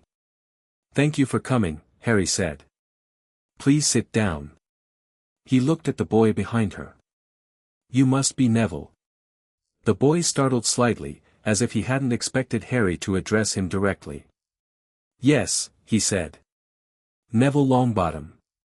Sir. You don't need to call me sir, Harry said. We're the same age. Something in Neville's face relaxed slightly. He sat down next to his grandmother. Augusta looked at Harry for a long moment. She was doing the same thing Blackthorn had done, the comprehensive reassessment that happened when you met someone and found them significantly different from what you'd constructed in your head. Harry let her do it. He was used to being looked at. I've been on the Wisengamot for 30 years, Augusta said, and this morning was the first session in all of that time where I felt that something was actually happening. She said it bluntly, with no preamble, which Harry liked. I want to help. I want to tell you what I can offer, and I want to hear what you need, and I want us to be honest with each other about what we're both trying to accomplish. That seems like a good way to start, Harry said. I hold a hereditary Wisengamot seat. I have the votes of 4 other members who trust my judgment. The Oversight Committee gave me subpoena authority. I have been, for the past 10 years, carefully and methodically building a record of procedural irregularities in the Longbottom case that I was told, repeatedly, was not relevant to anything. She placed a folder on the table. Harry didn't open it yet. I believe it is very relevant to everything. What's in it? Harry asked. Records of 3 attempts I made to bring formal inquiry into the attack on Frank and Alice, all of which were quietly directed away from the chamber by procedural objections. The objections, in each case, were raised or supported by the same group of members, several of whom have direct connections to Dumbledore's various committees and organizations. She paused. And a private investigator's report that I commissioned 2 years ago, which identified financial connections between those same members and an entity called the Greater Good Foundation. The room was quiet for a moment. "You've been building this for years," Harry said. "I've been building this since the day I watched 2 of the best people I knew lose their minds in St. Mungo's," Augusta said, and for the first time the precision in her voice had an edge under it, something like the sound of something that had been under pressure for a very long time. "I had the pieces. I didn't have the standing. A grandmother's suspicions and a private investigator's report aren't enough to move the Wisingamot against the most powerful wizard in Britain." She looked at Harry steadily. "A lord of 3 ancient houses with a 47-page bank audit is a different matter. So we need each other," Harry said. "I think we're very useful to each other," Augusta said, which was more precise, and Harry appreciated the precision. Harry looked at Neville, who had been sitting quietly throughout this exchange with the careful attention of someone who understood more than he was supposed to. "Your parents," Harry said. "I'm sorry." Neville looked at him. His expression was complicated in the specific way of someone who'd had 9 years to decide how to feel about something and still hadn't completely arrived. "My gran says we'll get justice," he said. "Eventually." "She's right," Harry said. "Though I'd like to move faster than eventually, if you're both open to it." Augusta looked at Harry. "Tell me what you need from the committee." "The subpoenas need to move as quickly as possible. The original administrative order, yes, but also, I want correspondence. Every piece of correspondence between Dumbledore's office and the Ministry's Azkaban Oversight Department between November 1 and November 15, 1981. Every letter, every memo, every formal communication. If there's any record of anyone raising the question of Sirius Black's trial and being redirected, I want that on the record." Augusta wrote that down. "I also want the committee to formally request the testimony of Madame Bone's investigators as they progress. Not to interfere, I don't want the criminal investigation compromised. But keeping the committee aware of direction means the Wisingamot can't pretend it doesn't know where this is going." "And Dumbledore?" Augusta asked, with the directness of someone who was going to make him say it. "He'll be called before the committee eventually," Harry said. "When we have everything. When the record is complete enough that his answers matter less than the question of why the record looks the way it does." He paused. "Not yet. The moment you call him in too early, the story becomes about him defending himself, and he's very good at that. Right now the story is about the audit. Let it stay about the audit." Augusta Longbottom looked at him for a long moment, with an expression that was, Harry thought, something very close to respect, though she wore it in a way that suggested she didn't give it out easily and expected it to be maintained. "You sound like your father," she said quietly. "James never wanted to fight when he could outmaneuver." Harry felt the pressure in his chest again, the not quite grief. He didn't look away from it this time. "Tell me about him sometime," he said. "When we have time." "I will," Augusta said simply. They worked for another hour. Specific motions for the committee, a shared timeline, an agreement on which information to release and when, a plan for handling Dumbledore's inevitable public response to the committee's work. Augusta was sharp and quick, and she'd clearly been thinking about this for years. Harry found that working with someone who had the context he lacked was genuinely useful, and he suspected she found working with someone who had the legal standing she lacked equally so. Neville, during all of this, said almost nothing. But near the end, as Augusta was collecting her documents, he looked at Harry and said, quietly, "Do you think they'll actually do anything? About my parents?" Harry looked at him. The question was simple and the weight behind it was enormous, and Neville had asked it the way you ask things you've been not asking for years. "Yes," Harry said. "Not I hope, or I'll try." "Yes." Neville looked at him for a moment. Then he nodded, once, and looked back at the table, and something in the set of his shoulders was slightly different. After Augusta and Neville left, Harry sat alone in the room for a while. The afternoon had progressed into early evening, the chandelier having made its warm amber adjustment. The table was covered in documents, the audit, Blackthorn's motions, Augusta's folder, Harry's own notebook, now filling its third section. Sharpclaw appeared at the door.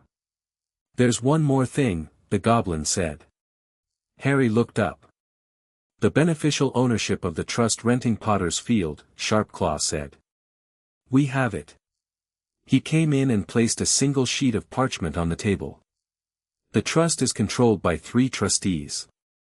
The first is a ministry department that doesn't exist. The second is the Greater Good Foundation, which is itself controlled by a board of 11 members, 7 of whom are current or former Wisengamot members. The third trustee," Sharpclaw paused, which was unusual for him, "is a private individual. The registration shows only an alias. The Order of the Phoenix." Harry looked at the parchment. "The Order of the Phoenix is renting my family's manor," he said. "For 1 galleon a year," Sharpclaw confirmed. "Under a 99-year lease signed in November 1981 by the administrator of the Potter estate." Harry sat back. Outside the window, the courtyard was going dark, the floating lanterns warming up. His family's manor, used by Dumbledore's private organization, leased for a token fee, signed under a fraudulent order, on the day after his parents were buried. He was quiet for a long time. Then he said, "What does it take to file an immediate vacation notice on a fraudulent lease?" "1 page, Sharpclaw said. "Signed by the property owner." "Bring me the page," Harry said. Sharpclaw brought the page. Harry read it, signed it with the Potter ring pressed into the wax seal, and pushed it back across the table. Sharpclaw took it with the small, precise satisfaction of someone who has been watching injustice documented all day and is glad to finally see one piece of it physically removed. "File it tonight," Harry said. "Tonight," Sharpclaw agreed. Harry stood up and stretched and looked at the table full of documents, 2 days' worth of work, 2 days that had taken what he'd been for 9 years and replaced it with something that didn't fit in a cupboard. "Sharpclaw," he said. "Lord Potter." "Thank you," Harry said.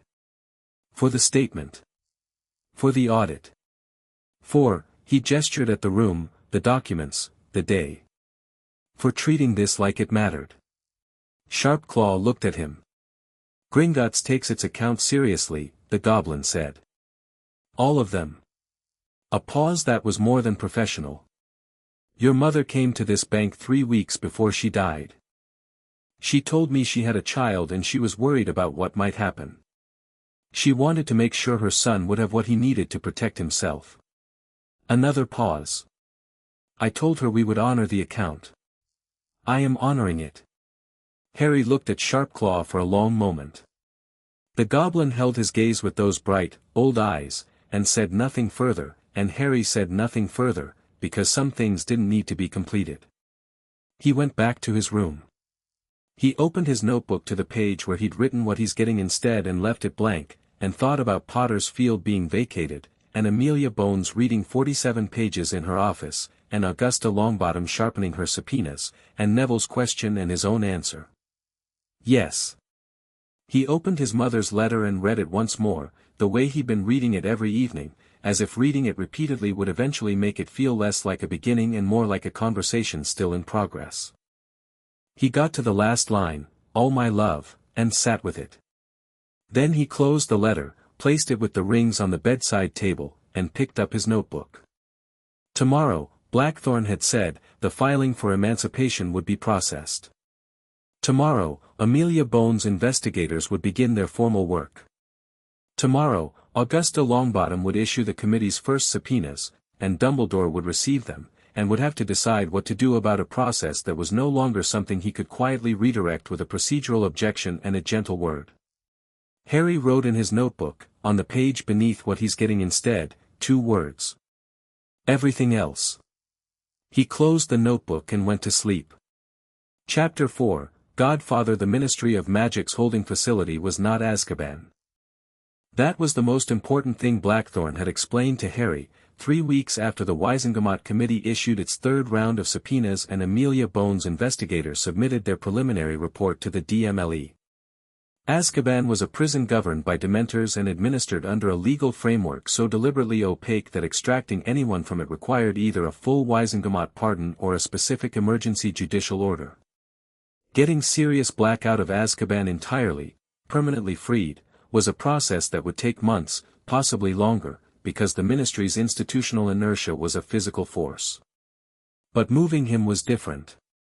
The inquiry of imprisonment that Blackthorne had filed created a legal obligation to produce the prisoner for review. And when Amelia Bones' investigators confirmed, in writing, that there was no trial record, no formal charges, and no Wisengamot conviction, just Bartemius Crouch's order and a countersignature, Bones had exercised her authority as DMLE head to transfer Sirius Black to Ministry custody pending formal proceedings. Not freed. Moved. The distinction was technical and critically important, and Blackthorne had explained it to Harry 3 times before Harry told him he'd understood it the first time. The holding facility was in the lower levels of the Ministry building. Clean, warded, not pleasant but not Azkaban, no dementors, actual food, daylight through a charmed window. Harry knew all of this because Bones had sent him a 3-paragraph summary with the efficiency of a woman who understood that Harry Potter was not, regardless of his age, someone to be managed with soft language. He arrived at the Ministry on a Thursday morning in late September, 6 weeks after the Tuesday he'd walked into Gringotts. Blackthorne was beside him. Sharpclaw had sent a Gringotts legal observer, a quiet goblin named Flint-Eye who carried a recording crystal and said almost nothing and missed nothing. Augusta Longbottom had, without being asked, sent a note saying she would be at the Ministry that morning on committee business, which Harry understood to mean she was providing a visible political presence without intruding on something personal. He appreciated that. The Ministry atrium was enormous and gold and aggressively impressive in the way of institutions that had been trying to impress people for centuries. Harry walked through it with Blackthorne, past the Fountain of Magical Brethren, a statue he studied briefly and filed under things that tell you a lot about who built them, and into the lifts, and down. A Ministry official met them at the holding level, a thin man named Williamson who had the careful neutral expression of someone who had been told very specifically to be professional today and was expending real effort on it. He checked their identification with the thoroughness of someone who wanted everything documented and led them through 2 sets of heavy doors without volunteering any information. "How is he?" Harry asked. Williamson glanced at him. "Stable," he said, after a moment. "That's not really an answer," Harry said pleasantly. "He's better than when he arrived," Williamson said, which told Harry a great deal about what he looked like when he arrived. The room they were led to was small, with a table and chairs and a door to an adjacent cell that was currently closed. Williamson told them there would be a Ministry observer present for the meeting, citing standard procedure for high-security transfers, and Blackthorne told Williamson that under the terms of the inquiry of imprisonment, meetings between the prisoner and his legal guardian were privileged communications and the Ministry observer could wait outside the door. And Williamson looked like he wanted to argue about this and then looked at the 3 rings on Harry's fingers and decided not to. The door closed.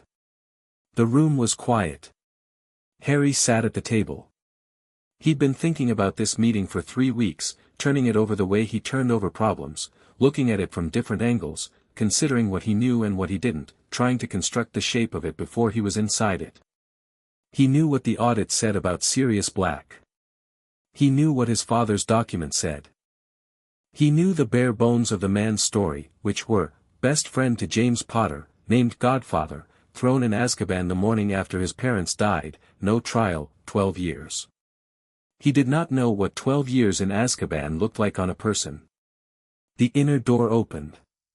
Sirius Black walked in and Harry understood immediately why Williamson had said stable in that specific way. He was tall, or had been, the frame suggested it, the length of bone and the breadth of shoulder, but he moved like someone who had spent a very long time in a space too small for him, a specific caution in each step, as though the floor might change the rules. His hair was long and tangled. His face was gaunt in the way of someone who had been hungry for years, not a missed meal but a structural hunger, deep and slow.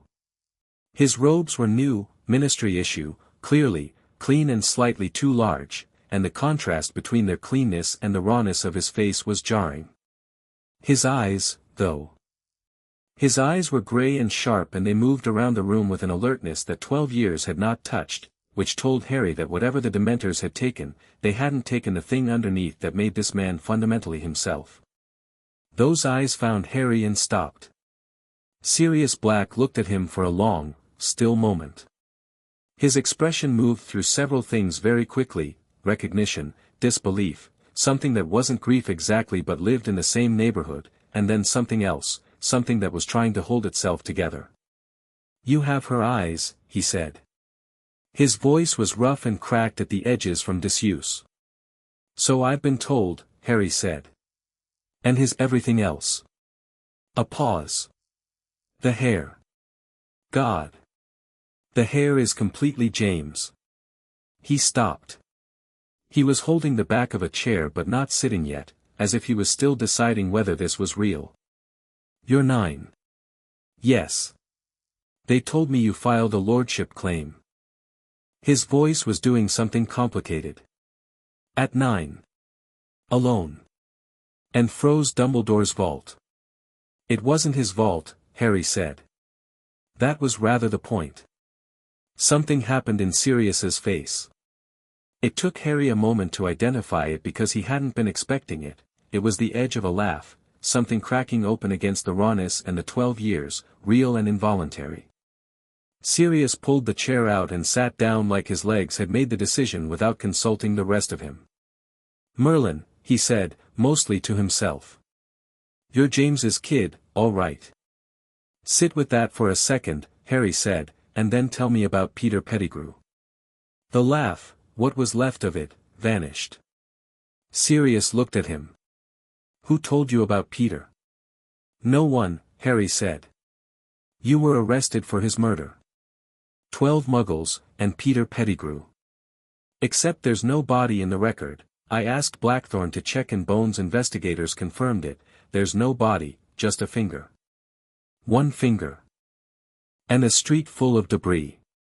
He watched Sirius's face. "I read about animagi in the library. There's a registry. Peter Pettigrew is not on it." Sirius was very still. "My father's document filed at Gringotts names you as my guardian," Harry said. "James Potter did not name a traitor as his son's guardian. So either my father was catastrophically wrong about you, which is possible, or the story about what happened on that street isn't the story everyone was told." Harry looked at him steadily. "I'd like to hear your version." Silence. Sirius looked at him for a long time, and Harry let him look, because the man in front of him needed a moment to understand that this was real, this room, this conversation, this boy who had arrived with a solicitor and a goblin and 3 lords' rings and the specific energy of someone who had already read everything and was now ready for the primary source. "How much time do we have?" Sirius asked. "As much as we need," Harry said. Sirius put his elbows on the table and his face in his hands for a moment, and then lifted his head, and began. He talked for over an hour.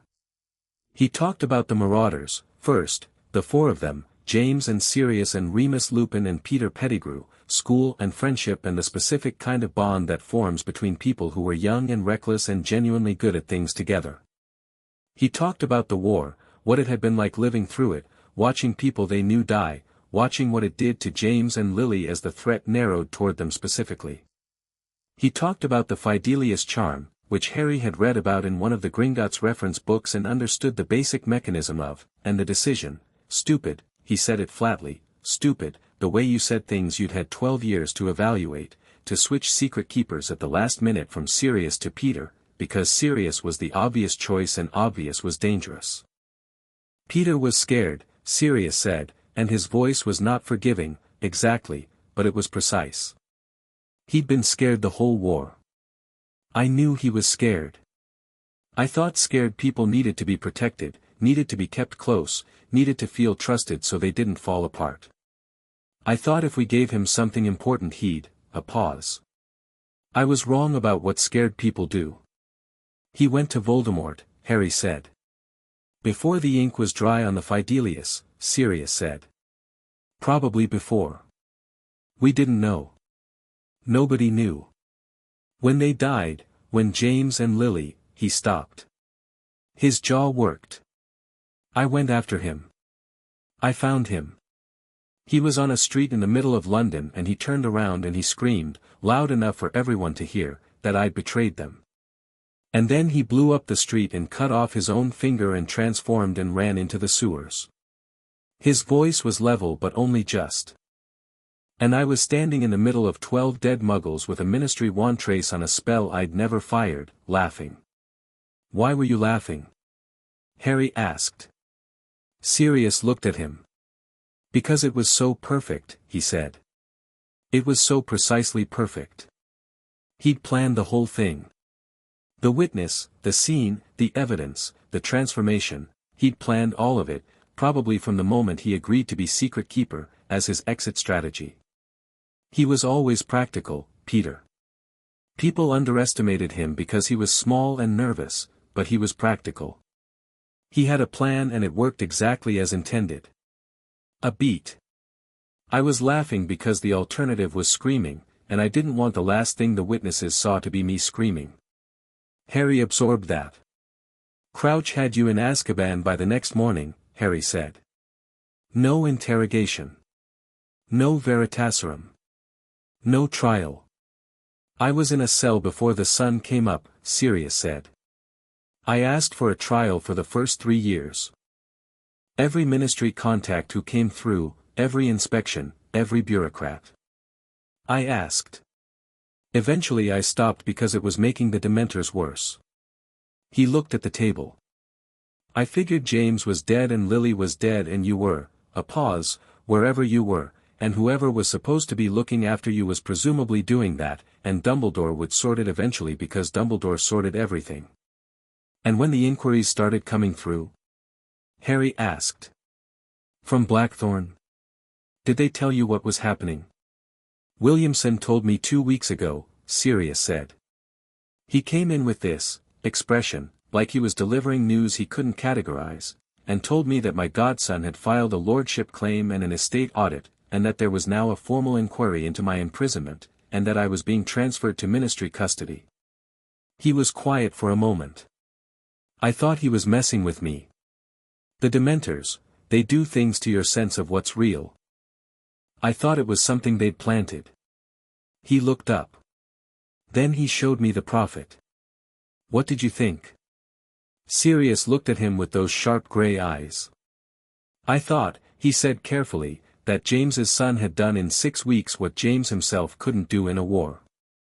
And then I thought about Lily, because the systematic part, the reading, the law, the patience, that's Lily. And then I thought, he stopped. What? Harry said. I thought I should have done it myself, Sirius said. 10 years ago. 12 years ago. However many years ago someone should have walked into Gringotts and said this is wrong and here are the documents. And I didn't, because I couldn't, because I was in Azkaban, but someone should have. A beat, with weight behind it. And nobody did. Except you. At 9. The room was very quiet. There was no one, Harry said. That was the point.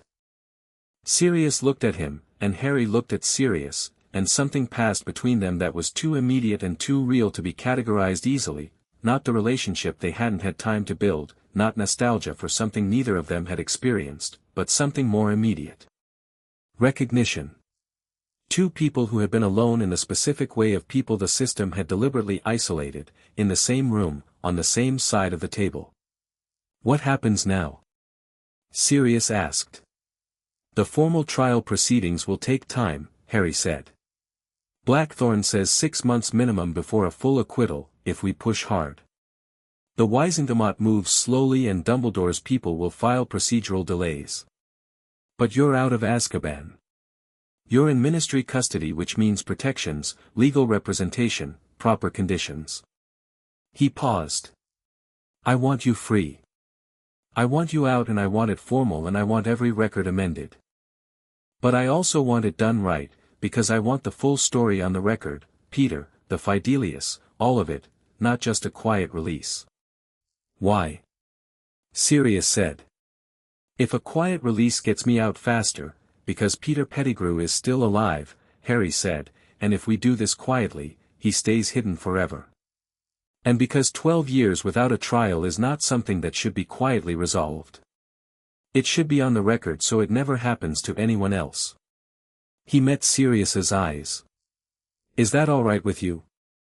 Sirius stared at him. You're 9, he said again, but this time it sounded different. Less disbelief, more something adjacent to awe. You keep saying that, Harry said. I keep meaning it differently, Sirius said. Something in Harry's chest loosened slightly. He hadn't known it was tight until it wasn't anymore. Can I ask you something? Sirius said. Yes. The Dursleys. His voice shifted, something hardening under it. Were they, how bad was it? Harry considered how to answer that. He could give the factual version, which was clinical and thorough and would not be emotionally manageable for Sirius in a ministry holding room 6 weeks out of Azkaban. He could give the abbreviated version, which would technically be honest but would leave too much unsaid. He settled on something in between. I had a cupboard, he said. It was small, and it was cold, and I read a lot of books because books were the only thing no one took away. They didn't hit me, mostly. They were just, certain that I was a problem to be managed rather than a person to be known. He paused. I'm fine. I've been fine for a while now. I'd like you to know that before you spend a lot of energy being angry about it. Sirius looked at him. I'm going to be angry about it, he said quietly. I just won't lead with it. That's fair, Harry said. The file Blackthorne sent me, the Gringotts Observer has it. It says the Dursleys were paid 12,000 galleons a year, Sirius said, and now his voice was doing something different, something controlled and deliberate, the tone of a man who was keeping a feeling in a specific box because this was not the time and place for it. From your estate. Yes. Dumbledore paid them, Sirius said. With your money. To keep you in a cupboard. Essentially, Harry said. And the Wizengamot is, what, reviewing this? Taking it under consideration. The controlled quality in his voice slipped slightly. The DMLE criminal investigation is ongoing, Harry said. Blackthorne has filed civil motions for recovery of the diverted funds. Augusta Longbottom's committee issues new subpoenas every week. The process is moving. He held Sirius's gaze. I know it feels slow. It feels like the people responsible are still walking around giving speeches, Sirius said. Yes, Harry said simply. For now. Sirius sat back in his chair. He looked at the ceiling for a moment. He was thinking, Harry could tell, organizing something, working through something, making the kind of shift inside that happens when you've been holding things a certain way for a very long time and something changes the structural requirement. Tell me what I can do, Sirius said. From here. Right now. Talk to Blackthorne, Harry said. Tell him everything about Peter. In detail, with dates where you remember them. Blackthorne will want a full formal statement for the Wizengamot proceedings, but the more detail he has now, the better he can shape the preliminary motions. A pause. And I want you to think about whether there are people, from the war, from the order, who might be willing to provide supporting testimony about Peter's behavior before the betrayal. Anyone who had doubts, anyone who noticed things. Remus, Sirius said immediately. Then a pause. He thinks I did it. He spent 12 years thinking I did it. Do you know where he is? No. He moves around. He has to, because of, Sirius stopped, and Harry remembered the lycanthropy, which the audit hadn't mentioned but which Blackthorne had noted in his background research, and waited. He was isolated, Sirius said. After the war. I was in Azkaban and James was dead and Lily was dead and he had no one. I don't know what he's been doing. I'll ask Blackthorn to find him, Harry said. Carefully. He should hear what happened from you before he reads it in a court filing. Sirius looked at him with an expression that was complicated in ways Harry couldn't fully read, layers of guilt and loss and 12 years of sealed-off things cracking in the specific warmth of being treated like a person again. You think of everything, Sirius said quietly. I missed plenty, Harry said. I didn't think to ask about Remus until just now.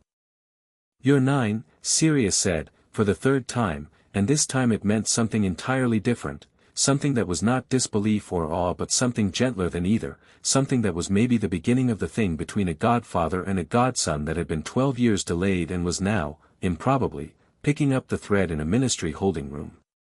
Harry looked at him. You're 34, he said. And you just spent 12 years in Azkaban for something you didn't do, and you've been out for 3 weeks, and you're already asking what you can do to help. He paused. I think we're both doing reasonably well, all things considered. Sirius made a sound that was not quite a laugh and not quite something else and looked away for a moment. When he looked back his eyes were brighter than they'd been since he walked in. Yeah, he said roughly. Reasonably well. Blackthorn took Sirius's full statement that afternoon. Harry sat in for the first half and then stepped out and sat in the corridor with a cup of tea that Williamson's assistant brought without being asked, which Harry noted as either genuine consideration or deliberate political maneuvering and decided it didn't much matter which. He was thinking about Peter Pettigrew. A man who had faked his death, transformed into a rat, and hidden for 12 years. Probably in someone's home. Living with a wizarding family, staying small and unremarkable and safe, while the man he betrayed sat in Azkaban and the child he'd helped orphan grew up in a cupboard. It was the kind of thing that should be simple to address: find the rat, confirm the animagus transformation, produce him for questioning, but nothing in this situation was simple. Peter Pettigrew had been declared dead. Finding him would require admitting he was alive, and admitting he was alive would require a ministry investigation that had not yet been initiated, and initiating one would require the investigation to go to investigators who wouldn't bury it. Bones people. He made a note. Blackthorn emerged from the holding room at 4:30, looked at Harry's notebook with the expression he always wore when he found Harry had been working in a corridor rather than sitting still, and sat down beside him. He's coherent and detailed, Blackthorn said. The statement is strong.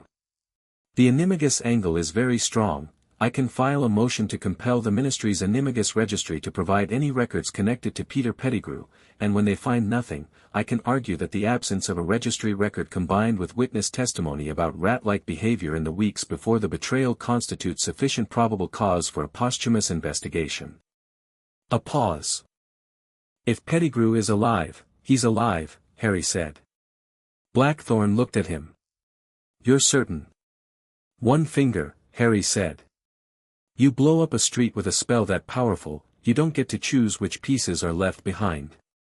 One specific finger, neatly severed, in a street full of rubble, with a convenient wand trace and multiple witnesses. He looked at Blackthorn. He planned it. Sirius said so, and the evidence supports it. Planned people don't die in their own plans. Blackthorn was quiet for a moment.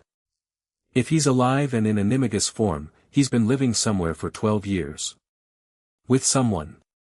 Find the animagus registry records for the years before Pettigrew supposedly died, Harry said. If he registered, which you'd have to, legally, there'll be a record. If he didn't register, the absence of registration is itself evidence of illegal activity. Either way it gives Bones people a thread. Blackthorn made a note. This is going to significantly complicate the proceedings. It's also going to make them airtight, Harry said. A living witness to his own frame-up is more powerful than a trial on the existing evidence. A living witness hiding as a rat in an unknown location is also significantly harder to produce than a statement, Blackthorn said, with the dry patience of a man who spent his professional life in exactly this kind of theoretical and practical tension. One problem at a time, Harry said. They sat in the corridor for a few more minutes. Harry drank his tea. Blackthorn reviewed his notes. How was he? Blackthorne asked. Not professionally, the tone was different, quieter. Harry thought about it honestly. Holding together, he said. More than I expected, given everything. He's still himself, underneath it. He paused. He needs time and space and probably a healer who specializes in long-term dementor exposure, but the core of him is intact. Blackthorne nodded slowly. You liked him, he said. Not a question. He makes sense, Harry said. As a person. The things my father saw in him make sense. He looked at the closed holding room door. I want him out. Properly. I know, Blackthorne said. We're working. On the way out of the ministry, Harry passed through the atrium and saw the fountain of magical brethren again, the wizard standing tallest, wand raised, the goblin and the house elf looking up at him, and stopped in front of it for a moment. A witch walking past noticed him looking and slowed, then stopped, then clearly recognized him from the papers because her expression did the thing people's expressions did now, the widening and the weight of it. Harry looked at the fountain for another moment without acknowledging her. He was thinking about a specific passage in Magical Rights and Hereditary Claims that he'd read 3 times without fully applying, about the power of a sitting lord to petition for institutional review of ministry artistic commissions on the grounds of, it was a very long section, with very dry language, and the specific procedural mechanism was quite intricate. He made a note. Not now. Not today. There were more pressing things. But someday. He walked through the atrium and out the visitor's entrance, back up into London's grey afternoon, Blackthorne beside him and Flint-Eye following with the recording crystal, the day's work already reorganizing itself in his head into its proper sequence, what had been accomplished, what remained, what was next. He thought about Sirius saying you think of everything and his own answer, I missed plenty. He'd missed Remus Lupin. He'd nearly missed Peter Pettigrew as a living problem rather than a historical one. He was almost certainly missing other things, threads he hadn't pulled yet, connections he hadn't seen, people whose roles in what had happened were still unclear. Dumbledore had spent 40 years building something. Harry had been working at it for 6 weeks. That was fine. He wasn't in a hurry. He was 9 years old and he had 3 house rings and a team of people and a 47-page audit and a godfather who was alive and out of Azkaban and had said, with those sharp grey eyes that were already looking less raw than they'd been at the start of the meeting, tell me what I can do. He had time. He had standing. He had his mother's letter and his father's instincts and the patience that came from 9 years of going quiet and watching and waiting for the moment when waiting was no longer the right strategy. The moment was here. The moment had been here since he walked into Gringotts on a Tuesday.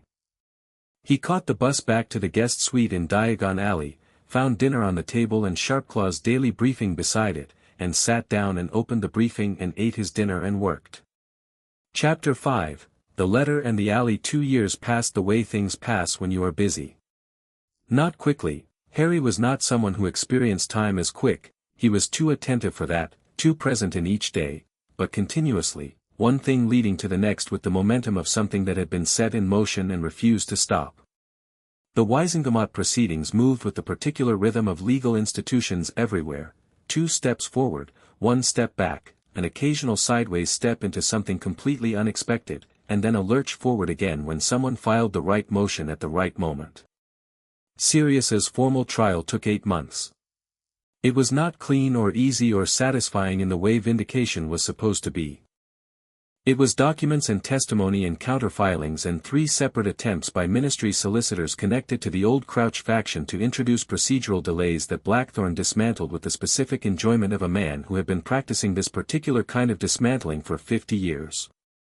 Peter Pettigrew had not been found, the Animagus registry search had turned up exactly what Harry predicted, a blank where a record should have been, which Blackthorne had argued before the Wizengamot as evidence of premeditated flight, and his absence meant the trial turned on the sum weight of everything else, the absence of a trial record, James Potter's guardianship document, Sirius's own testimony, and 4 character witnesses who had known both Sirius and Peter in the years before the betrayal and whose accounts of Peter's increasingly erratic behavior, reviewed in retrospect, told a coherent story.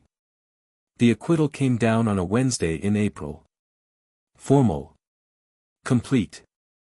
Every charge dismissed, the imprisonment declared unlawful, a ministry apology read into the record by a junior official who looked deeply uncomfortable doing it, which Harry felt was appropriate. He wasn't in the chamber when the verdict was read.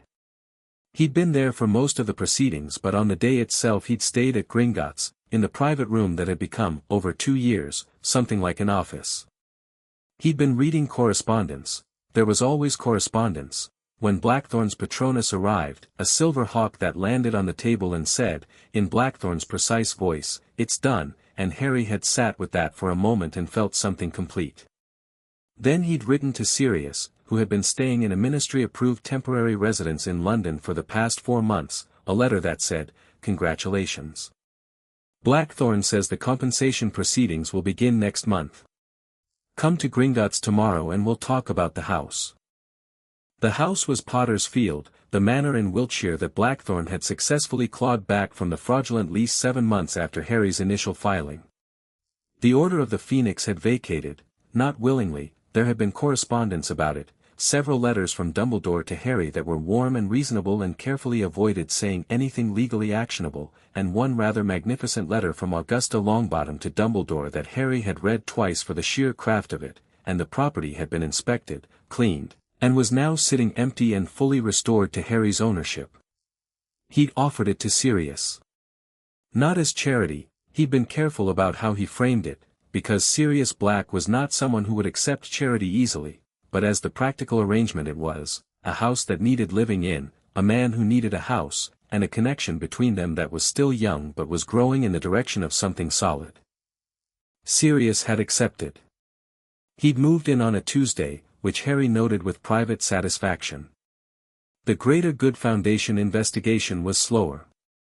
This was the thread that connected most of the financial fraud, and tracing it had required Amelia Bones investigators to follow money through 7 layers of misdirection before arriving at a set of beneficiaries that included, as Sharpclaw had essentially predicted, several members of the current Wisingamot, 2 senior ministry officials, and a property management company that turned out to own 9 significant wizarding real estate assets under various shell arrangements. The foundation itself had been dissolved once the subpoenas started arriving, but dissolution didn't erase records, and Gringotts records, as Goldtooth had noted from the beginning, were permanent. The criminal charges arising from the investigation had been filed 6 months ago. 11 individuals charged. 3 had already entered guilty pleas and received sentences. The remainder were in various stages of proceedings. Dumbledore had not been charged. This was the part that required the most patience, and Harry practiced it the way he practiced everything, methodically, without visible frustration, keeping the long view in clear focus. The evidence connecting Dumbledore to the fraud was comprehensive. His signature on the administrative order was irrefutable. His access to the vault was documented. The fraudulent lease on Potter's Field bore his countersignature in his capacity as Order of the Phoenix director. The money trailed to the Greater Good Foundation connected to accounts he controlled. But Dumbledore had not taken money for himself. Every galleon that had moved through his hands had moved to something he designated as a cause: the Order, the Foundation's projects, the Blood Ward maintenance, the arrangements he'd made. His legal team, and he had one, now, a firm Harry recognized as capable if not in Blackthorn's tier, argued that every action had been taken in good faith under a genuine belief in the administrative order's validity and in the cause of protecting magical Britain. It was, Blackthorn told Harry, a defense that would be difficult to fully defeat in a criminal proceeding because criminal conviction required proving intent, and Dumbledore's intent was genuinely, demonstrably, infuriatingly good. He believed he was right, Harry said. His legal team will argue that believing you are right is not a crime, Blackthorn said. It should be, Harry said, and Blackthorn gave him a look that was somewhere between agreement and legal caution. The Wisingamot Ethics Committee had taken a different approach. They couldn't convict Dumbledore of a crime, but they could determine that his conduct as Chief Warlock, the role he'd reclaimed after stepping back during the initial proceedings, a move that had generated its own controversy, fell below the standard required by the office. The committee's findings, still pending as of Harry's 11th birthday, would determine whether he retained the position. Augusta Longbottom chaired the committee. Harry trusted the outcome. His 11th birthday was July 31st, a Wednesday, and it was the day the letter arrived. He was at Gringotts when it came. Mornings were almost always at Gringotts now, working through the ongoing estate matters and the compensation proceedings and the seemingly endless administrative questions that came with being the lord of 3 ancient houses. He had gotten used to the work the way you got used to anything you did every day, found the rhythm of it, found the parts that were genuinely interesting, which were most of them, and the parts that were tedious, which were some of them, and built a routine around the distinction. Sharpclaw brought the letter in at 11 o'clock with the air of someone delivering something they had been anticipating for some time. It was addressed, in the particular moving green ink of a magical quill, to Lord Harry James Potter Gryffindor Peveril Suite 3, Gringotts Client Residence Diagon Alley London. Harry looked at the address for a moment. Not a cupboard. Not a street number. His actual location, his actual name, his actual title, all of it correct, which meant the Hogwarts letter-generating charm, whatever it was, had updated its records at some point in the past 2 years. He wondered who had updated them. He suspected Augusta. The letter itself was standard, the Hogwarts crest, the list of required materials, the term start date, the King's Cross platform information. He read it once, set it down, and picked up his notebook. He had already made a list. The list for Hogwarts preparation had been started 8 months ago, when it had become clear that the trial and the proceedings were on track and that September was going to arrive on schedule regardless of how much legal work remained. The list had several sections: academic preparation, social strategy, practical equipment, and things to discuss with Blackthorn about the specific legal implications of a minor lord attending an institution governed by the man he was in legal dispute with. That last section was the most interesting. Sharpclaw was watching him with the expression of someone who had known this day was coming and was curious how Harry would handle it. "I'll need school robes," Harry said. "Obviously," Sharpclaw said. "And books. And a wand." He paused. "I should probably address the wand situation before Diagon Alley, actually. I've been doing wandless magic for 2 years, but the school will require a wand for formal coursework." "Ollivanders," Sharpclaw said. "He will find the visit interesting." "Why?" "Because you are lord of the Peveril line," Sharpclaw said, with the patience of someone saying something they assume is obvious, "and the Peveril family created the Elder Wand, and Ollivander has been cataloguing wand lore for 60 years. He will find you very interesting." Harry filed that under things to be prepared for and added Ollivanders to his mental schedule. "I want to go with Sirius," he said. "To Diagon Alley. I'll tell him today." "Shall I also inform you," Sharpclaw said, setting another piece of parchment on the table, "that there have been 2 owls this morning from Hogwarts, separate from the standard letter?" Harry looked at the parchment. 2 owls, 2 senders, both of whom Sharpclaw had identified from the seals. The first was from Minerva McGonagall, Deputy Headmistress, informing Lord Potter that Hogwarts was delighted to offer him a place in the incoming class and that if he had any questions about the school's policies or accommodations for students with, she'd written complex personal circumstances with the precision of a woman choosing every word carefully, he was welcome to correspond with her directly. Harry wrote back immediately, thanking her and saying he looked forward to September. The second owl was from Albus Dumbledore. Harry had received 6 letters from Dumbledore over the past 2 years. He'd read all of them carefully, filed them all with Blackthorn, and responded to none of them. The letters had a consistent quality, warm, reflective, tinged with a gentle sadness that was genuine in the way Dumbledore's things were always genuine, and therefore somehow harder to deal with than if they'd been cynical.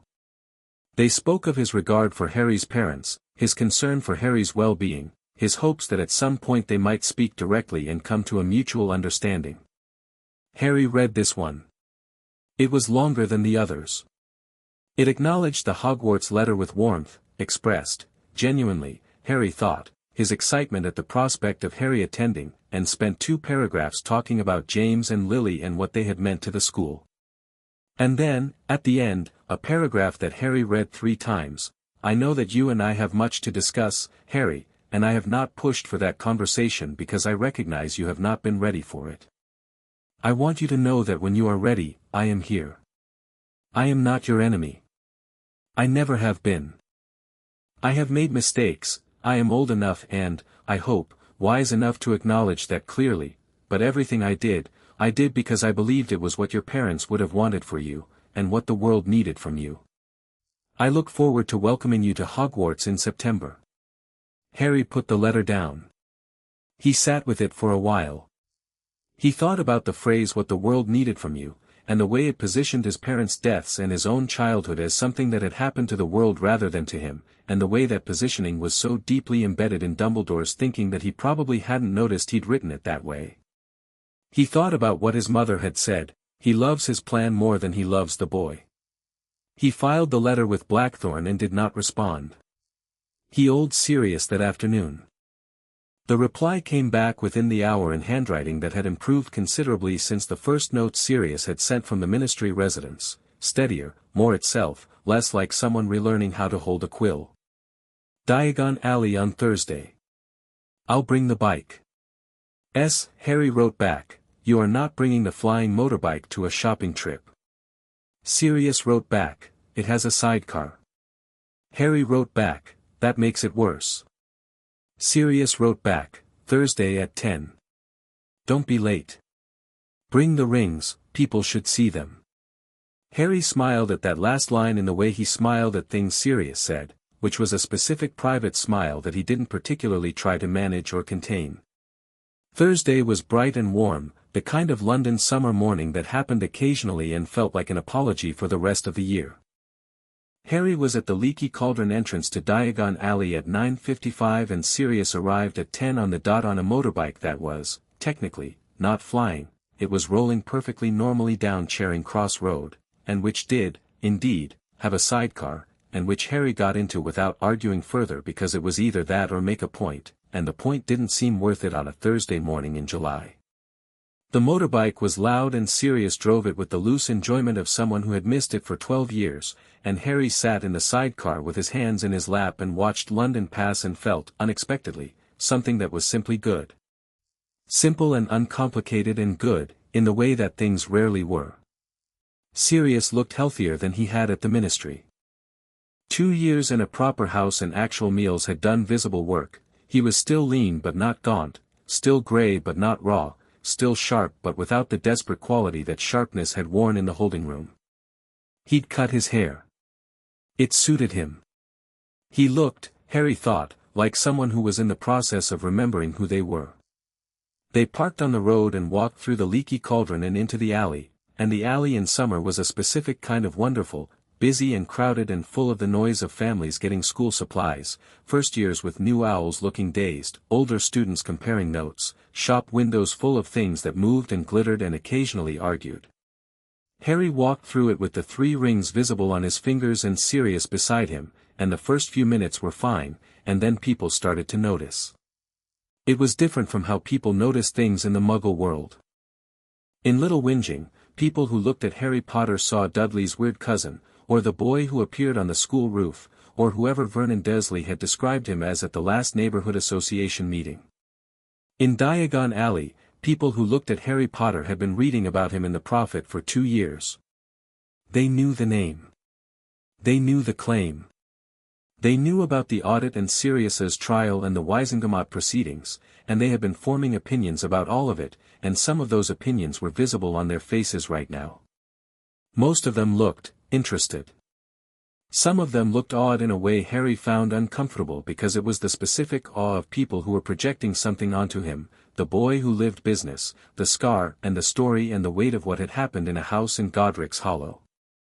A few looked nervous, which was harder to read. One woman stopped in the middle of the street and put her hand over her mouth and looked at him the way you looked at something you thought was lost, and Harry held her gaze for a moment and nodded slightly and kept walking. You're handling this better than James did, Sirius said, from beside him. What did James do?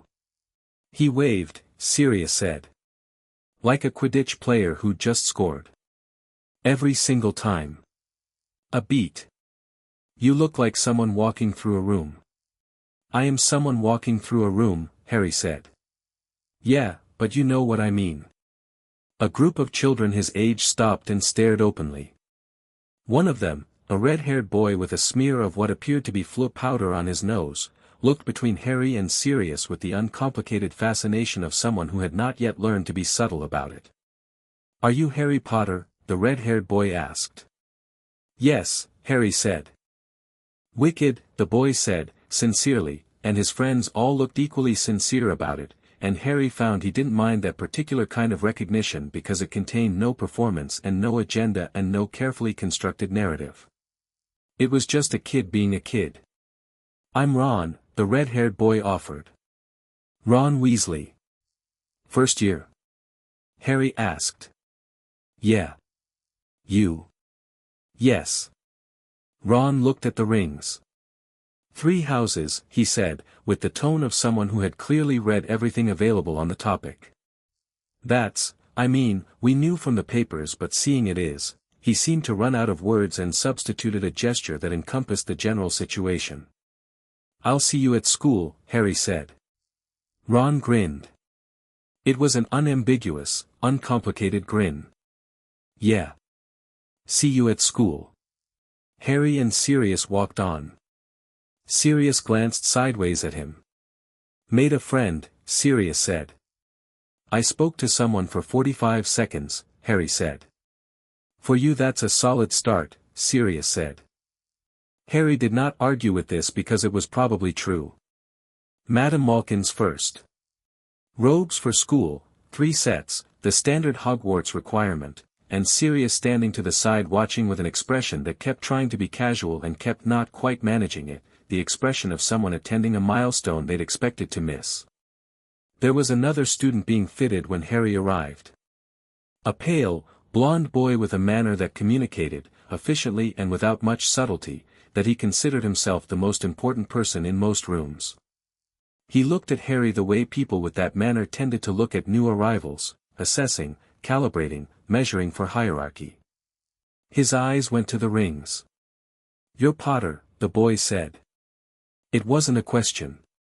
Yes, Harry said, stepping up onto the fitting stool and letting Madame Malkin's measuring tape do its work. Draco Malfoy, the boy said, and the name had a specific weight to it, the weight of a name said by someone who expects it to land with significance. My father said, a pause, recalibrating, my father mentioned you in connection with the Wisengamot proceedings. Lucius Malfoy, Harry said. He was a witness for the defense in the 3rd preliminary hearing. He felt the measuring tape go around his shoulders. He was reasonably helpful, actually. His testimony about the standard ministry procedure for administrative orders was precise. Something in Malfoy's expression shifted.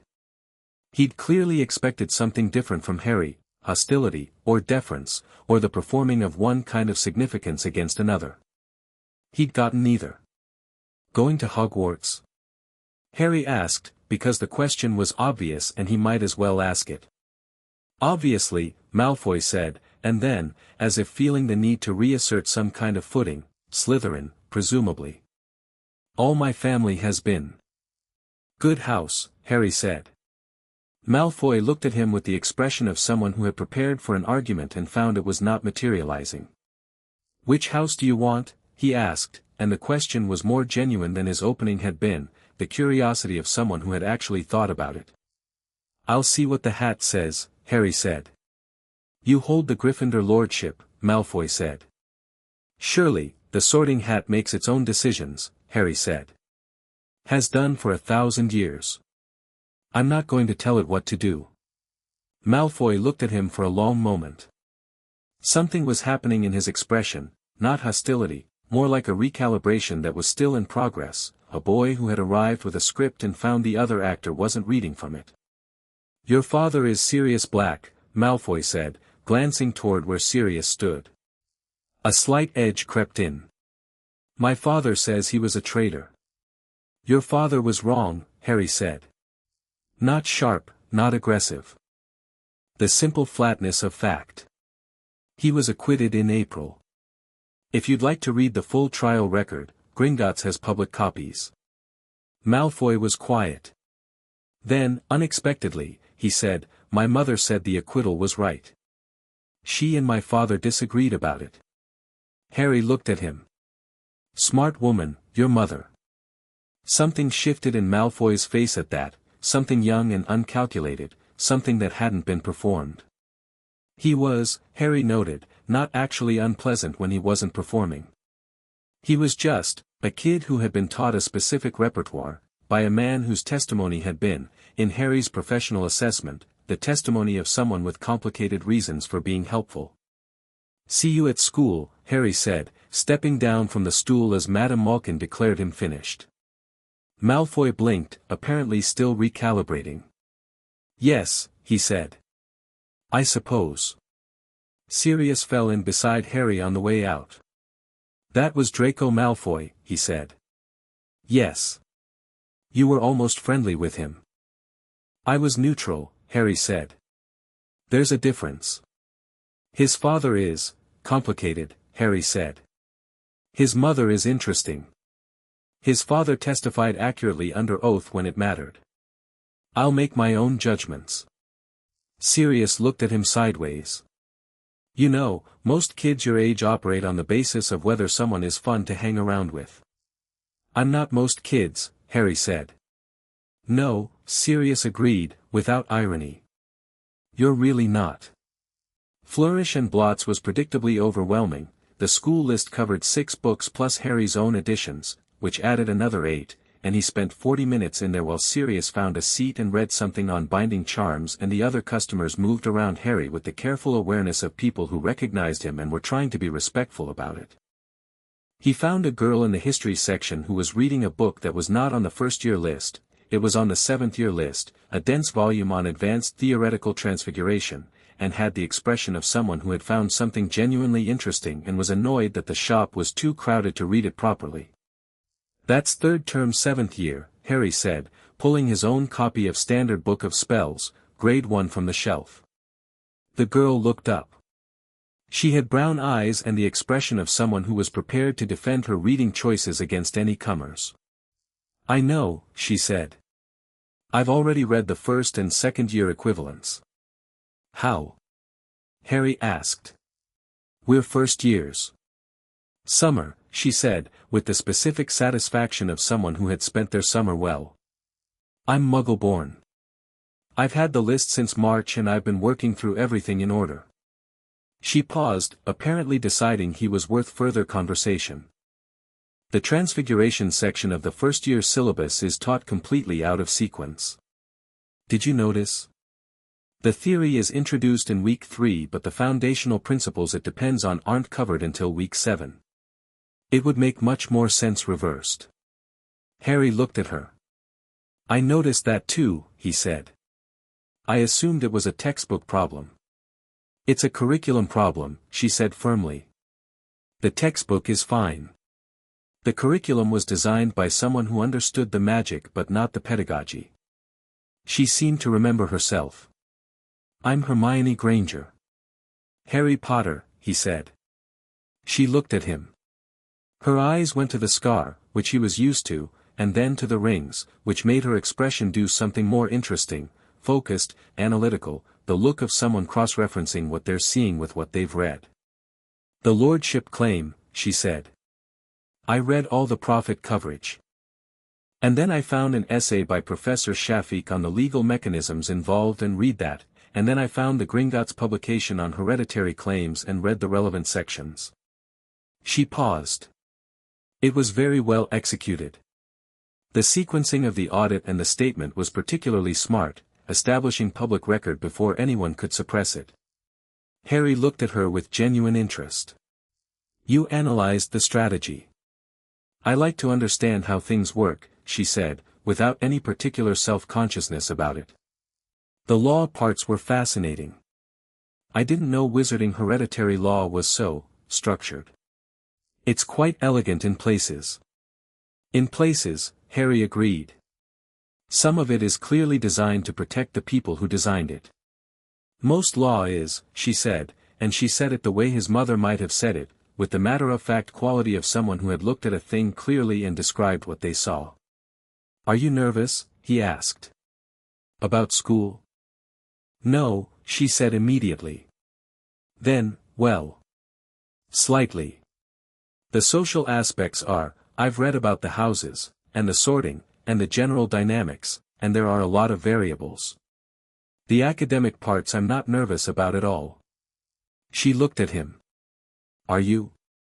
No, he said. You have an advantage, she said. You already know everything about how the system works.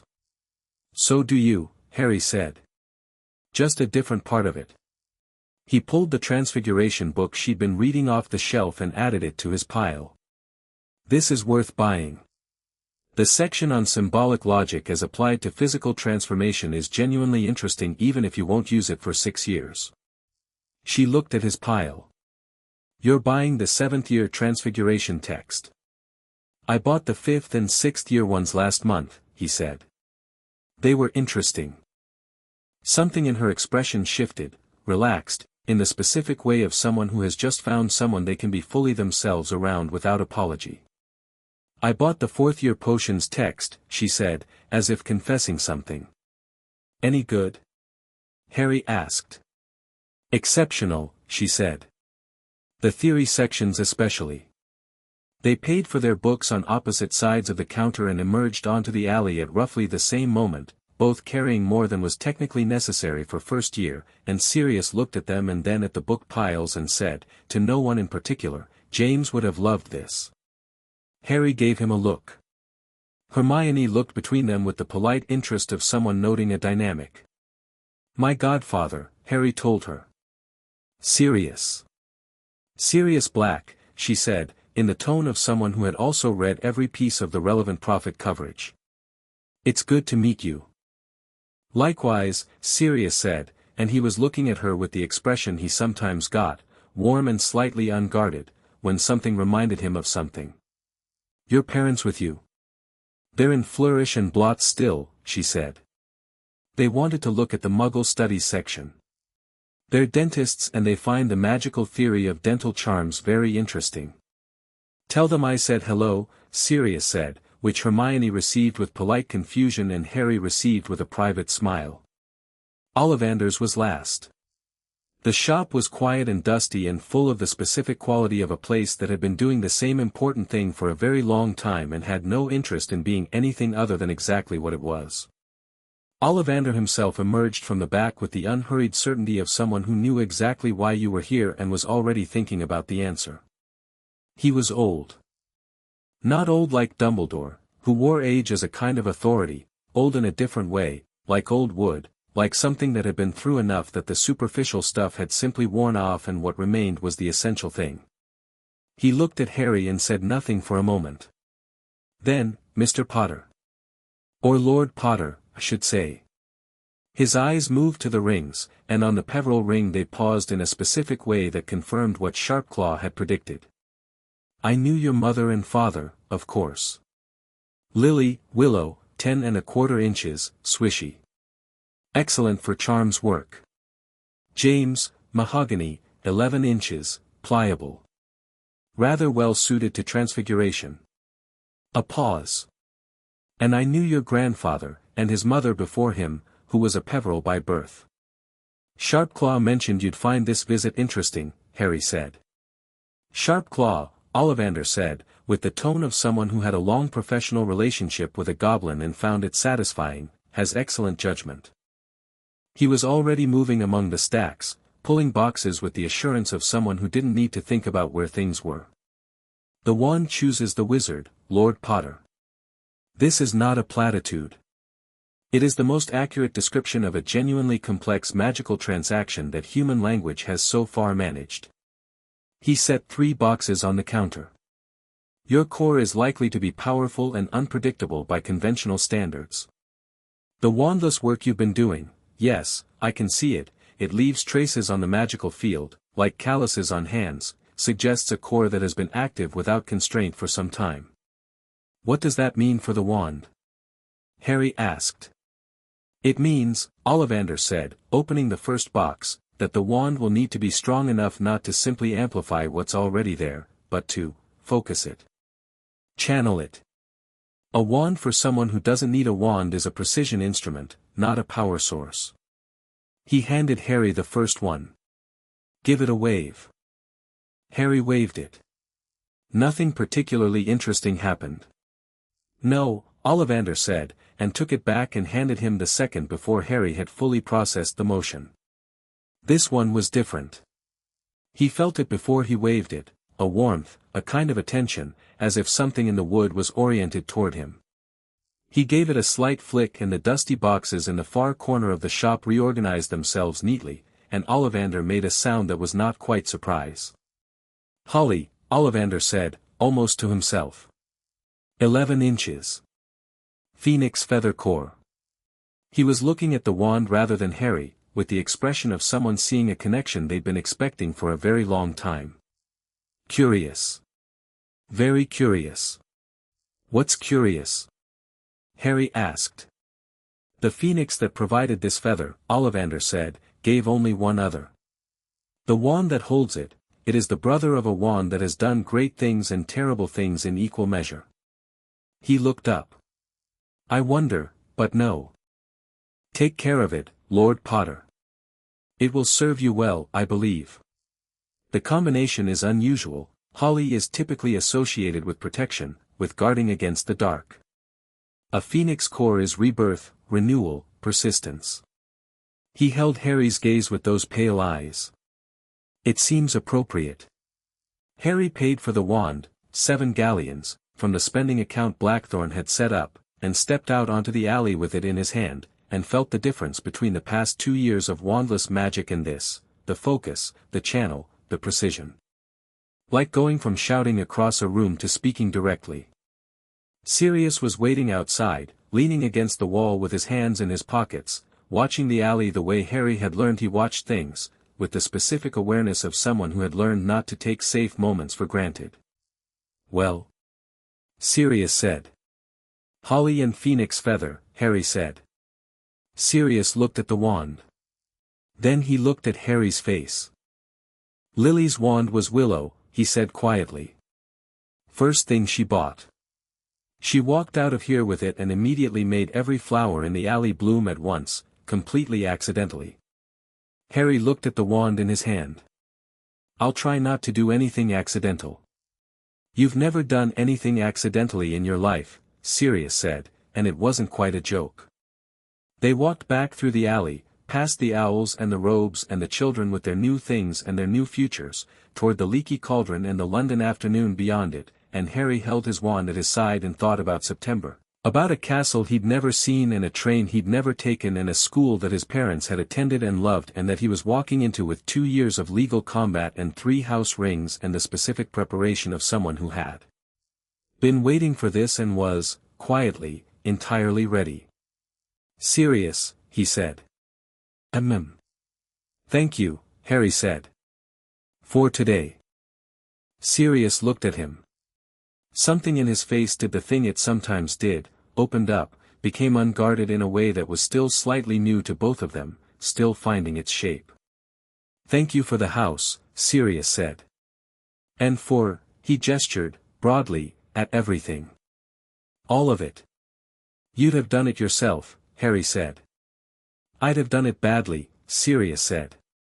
You did it right. They walked through the leaky cauldron and out onto Charing Cross Road, and the London afternoon was warm and ordinary around them, and Harry kept his wand in his pocket where it sat with that quiet focused warmth, and thought about the letter on his bedside table back at the Gringotts suite, his mother's letter, which he still read, less often now but still regularly, the way you revisited something that had started something important, and felt, clearly and without complication, that she would have been pleased with Thursday.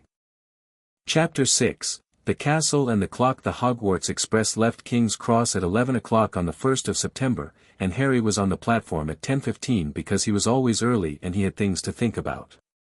Sirius had driven him to the station in a perfectly normal car, which Harry had thanked him for specifically, and they'd stood on the platform side by side for a moment before Sirius did the thing he sometimes did where he clearly wanted to say something significant and was deciding whether to. Harry waited. He'd learned that Sirius needed the waiting, that the 12 years had done something specific to his relationship with saying important things out loud, made it require a running start. "Your dad cried," Sirius said finally. "His first time on this platform. He didn't want anyone to see. He pretended there was something in his eye for about 20 minutes. "Did it work?" Harry asked. "Not even slightly," Sirius said. "Your grandmother Euphemia was very gracious about it." Harry looked at the scarlet engine. He thought about a boy with his hair and his father's everything else, standing in this same place, pretending his eyes weren't doing something inconvenient. He thought about the woman who had been gracious about it, who he would never meet. "All right," Harry said. "You'd better," Sirius said. And then, because they were both people who communicated better through action than proclamation, he put his hand briefly on Harry's shoulder, and Harry let him, and that was sufficient. Harry found a compartment and settled his trunk and sat down and took out his notebook and worked until the train moved.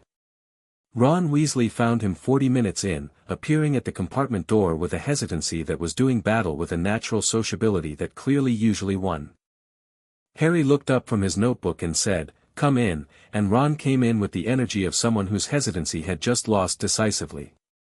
He had a rat in his pocket that he introduced as Scabbers, who had belonged to his brother Percy and was, in Ron's frank assessment, deeply boring as pets went. He had a smear of something on his chin that he was unaware of. He talked about his brothers, there were many of them, with the loud affection of someone from a house where volume was the primary communication medium, and he asked Harry questions with the directness of someone who decided that if he was going to be in the compartment he might as well be genuinely curious. "Does it bother you?" Ron asked. "People staring in that?" "In Diagon Alley everyone was, sometimes," Harry said, which was honest. "Less than it used to." "My mum reads every article," Ron said, with a slight wince. "She's got a hole, she saves them. The legal ones especially." He looked at Harry carefully, deciding something. "She cried when the serious black acquittal came through. She knew your parents. Not well, but, Order of the Phoenix, you know. She was in it." Harry filed that. "Is she all right? Your mum?" Ron blinked, clearly not expecting the question to go that direction. "Yeah. Yeah, she's brilliant, actually. She was just, relieved, I think. That's what she said." "Relieved?" Harry nodded. He thought about Molly Weasley, who he'd never met, sitting in what he imagined was a warm and slightly chaotic house, reading about Sirius Black's acquittal, relieved. He thought about how many people the war had left with that specific weight, the thing that needed to be relieved, that had been sitting on a shelf for a decade waiting for someone to lift it. Hermione arrived 20 minutes later, as if the universe was arranging his first year with narrative efficiency. She'd been to the library car, had found it disappointing on the grounds that it contained only recreational reading and no reference materials, and was carrying 2 books she'd brought herself. She sat down and immediately engaged Ron in a conversation about transfiguration theory that Ron participated in with less reluctance than Harry expected, mainly by asking questions at intervals that showed he was actually listening. They were, Harry thought, both good. Different from each other in almost every particular, similar in the ways that mattered, curious, fundamentally decent, not performing anything. He returned to his notebook and let the conversation move around him, comfortable in the way of someone who had spent enough time alone to understand the specific pleasure of chosen company. Near the Scottish border, Hermione asked, "Are you nervous about the sorting?" "No," Harry said. "I've been thinking about it," she said. "The hat reads your mind, essentially. Temperament, values, capabilities. I've been trying to work out where I'd go based on which values I prioritize." "Where do you think?" Ron asked. "Ravenclaw, probably," she said. "Though there's an argument for Gryffindor depending on how the hat weights courage relative to intellect." She looked at Harry. "What about you?" "I'll see what it says," Harry said, for the second time since Diagon Alley. "But you must have a preference," she pressed. "Given that you hold the Gryffindor lordship, the hat's been making these decisions for 1,000 years," Harry said. I don't think it needs my input. And I'm not going to try to steer it. Whatever house it puts me in is the right house. Hermione looked at him. You really mean that? I really mean that. She considered this. That's either very wise or very brave. It might be both, Ron said, and then looked slightly surprised at himself for saying it. Hogwarts appeared through the windows in the last of the evening light, and Harry looked at it with the attention he gave to things that mattered. It was enormous. That was the first thing. Not enormous like a large building but enormous like a landscape feature, something that had grown into its setting over centuries until the setting and the structure were the same thing. Towers that caught the last light. The lake spreading dark and flat around it. The boats moving across it in the particular way of boats that are moving themselves. He felt something looking at it. Not the word for it yet, but something that sat in the chest in the vicinity of recognition. His parents' school. His parents' castle. The place his father had stood in this same lake wind and felt, whatever James Potter had felt, arriving here at 11, the boy who cried on the platform and pretended there was something in his eye. He felt connected to that. Wanted to be connected to it. That was the honest thing. The boats docked, and Hagrid, who turned out to be roughly the size of a small building and who kept looking at Harry with a complicated expression that Harry received with warmth and some caution, led them up to the castle doors.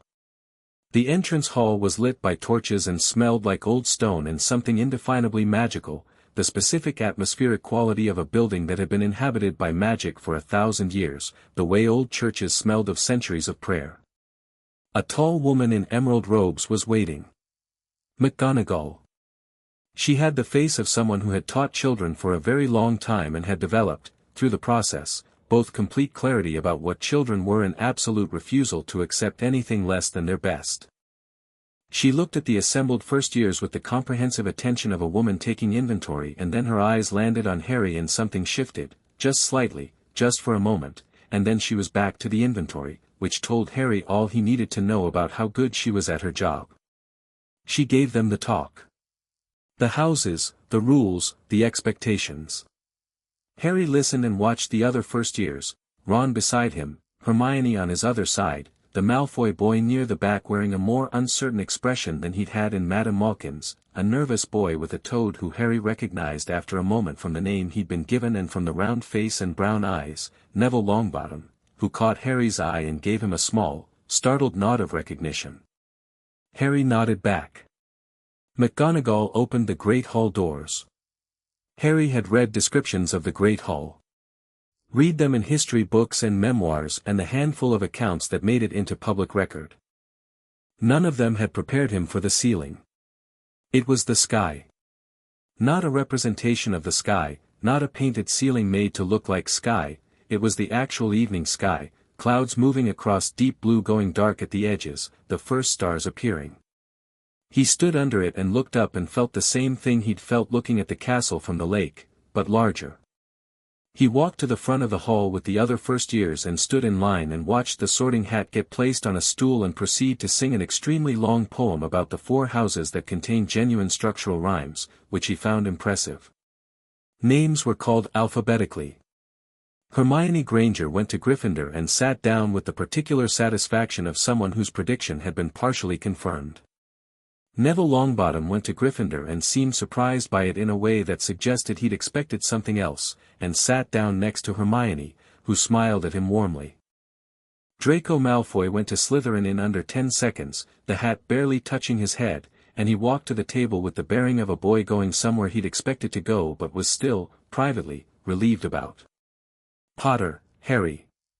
The hall went very quiet. Not the standard between names quiet.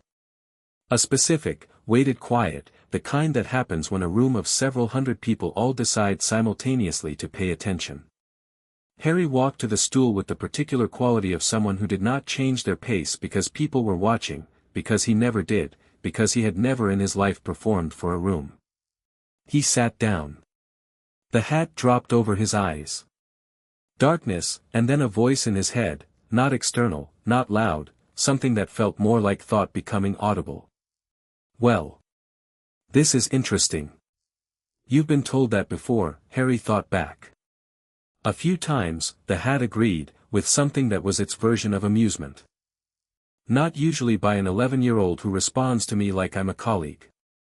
A pause that felt like a very fast kind of reading, like pages turning. My goodness.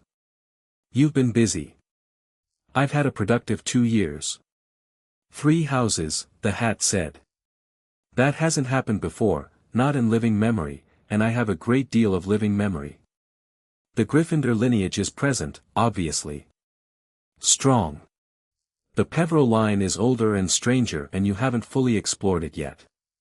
Another pause. You could go anywhere, you know. Truly. The Ravenclaw quality is here, the reading, the analysis, the lists. There's something Slytherin too, the patience, the strategy, the willingness to play long games. I know, Harry thought. Where do you think I belong? I think, the hat said, that you are asking me that in complete sincerity, which is rarer than you'd suppose. Most students who hold a hereditary claim try to steer me. You're actually asking.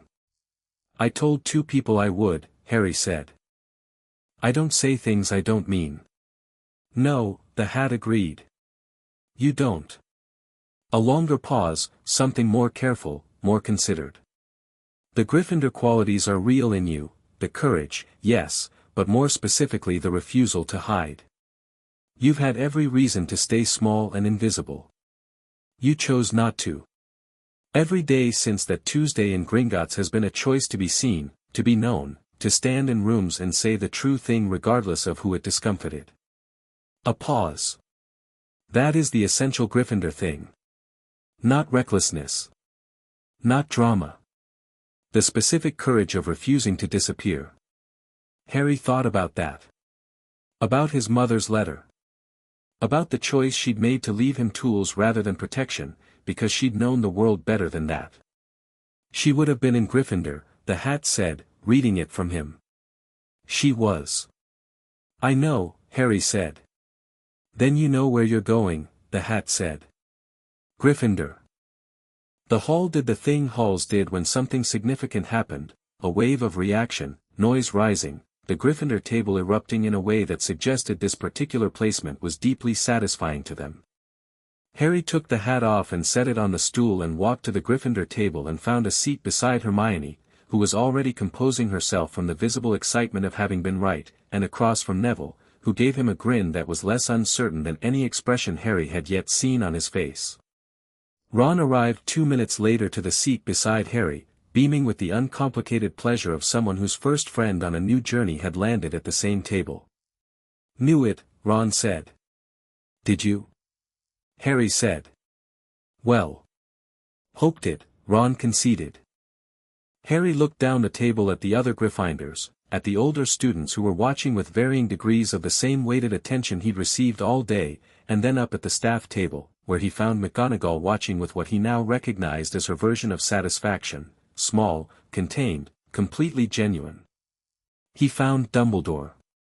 The headmaster was at the center of the staff table in the large chair, elderly and silver-haired and wearing robes the color of deep night with stars on them that actually moved. He was watching Harry with an expression that Harry had been thinking about since the last letter. It was exactly what he'd expected, warm, attentive, full of something complicated that lived somewhere between love for a plan and genuine feeling for a boy he'd never actually known. Their eyes met. Harry held the gaze for a moment. Steady, present, entirely unafraid. Not hostile, he felt no particular hostility, which he'd established in himself some months ago as a conscious position. Not warm either. Just, direct. The look of someone who knew exactly what they were looking at and was not impressed by the magnitude of it. Dumbledore's expression shifted very slightly. He nodded, once. Harry looked away and picked up his fork. The first week of classes was, academically, more or less exactly what he'd expected.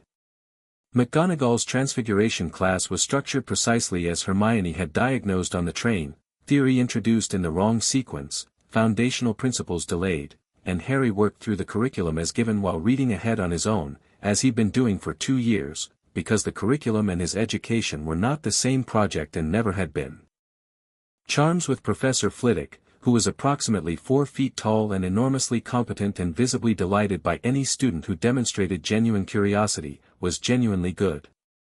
History of Magic with Professor Binns was, as advertised by everyone who had ever attended Hogwarts, a spectacular failure of subject matter in the hands of someone who had been dead for several decades and had not allowed this to interrupt his lesson delivery. Harry read ahead during Binns's class and felt no guilt about it. Potions with Professor Snape was something else.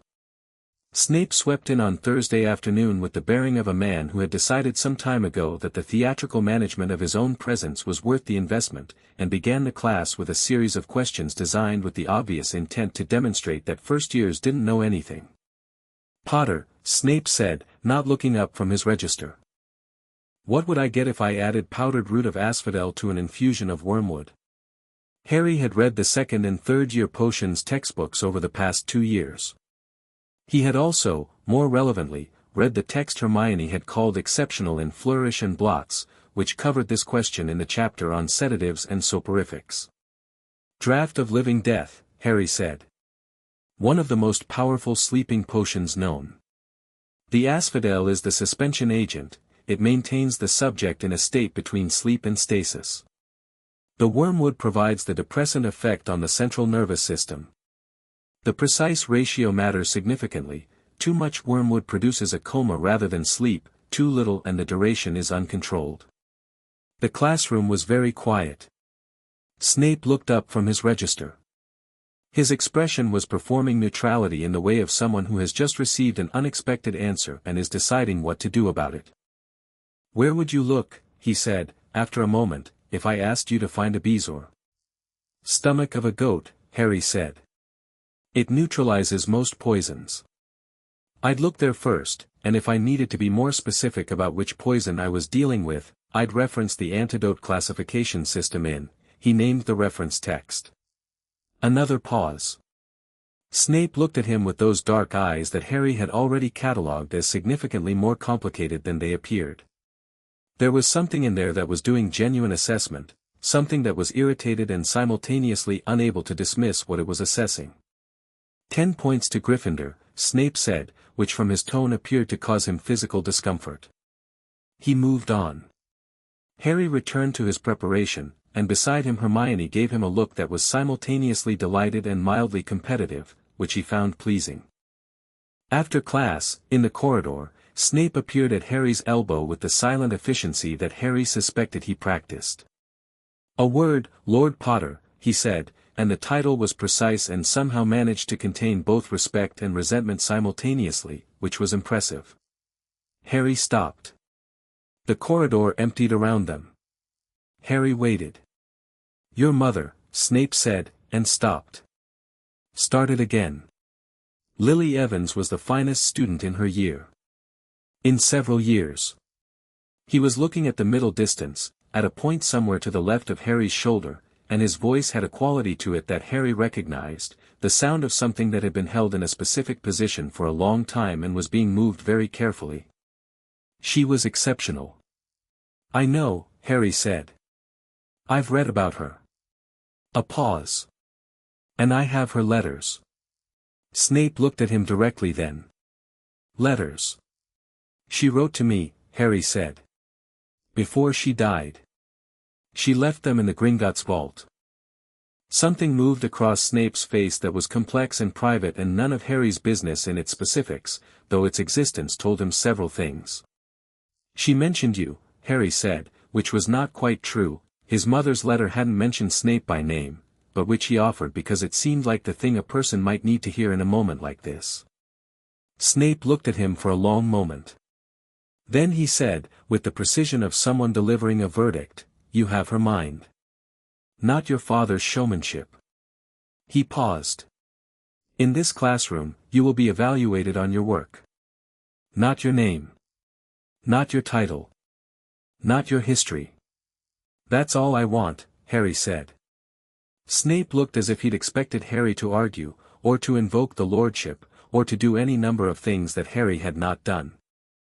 He said nothing further and walked back toward the dungeons, and Harry watched him go and thought about a woman who had been 19 and afraid and had still found time to be the finest student in her year, and felt the not quite grief, and let it be what it was. He found the room of requirement on Saturday morning by accident. He'd been walking the 7th floor corridor looking for a place to practice wand work without an audience. The Gryffindor common room was sociable to the point of making solitary focus difficult, and the library was technically open but practically crowded on weekends with students catching up on first-week work. He was walking past a tapestry of trolls doing ballet, thinking about a room where he could practice the fourth-year charms he'd been reading, when a door appeared. He stopped. Looked at it. Went in. The room was exactly what he'd been thinking about: space, quiet, a practice dummy at the far end, and bookshelves along one wall that contained, he discovered, reference material specifically relevant to what he'd been working on. He stood in it for a moment and felt the magic of the thing, the specific intelligence of a space that paid attention. "Good room," he said, to no one in particular. He practiced for 2 hours. The wand made a significant difference to precision.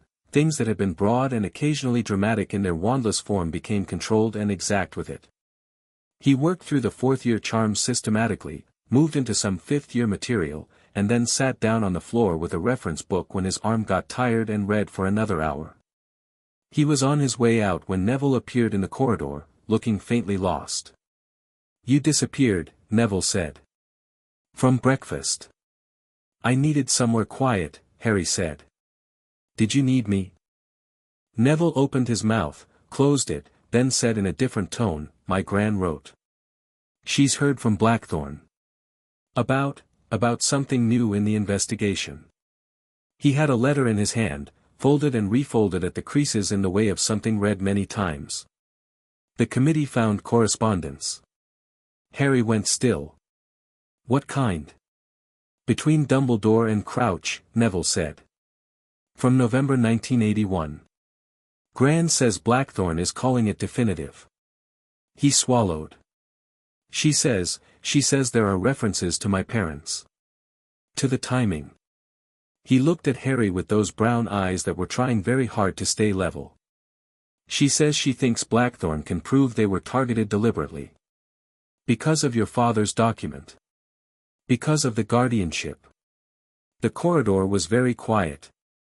"He can prove it?" Harry said. "He thinks so.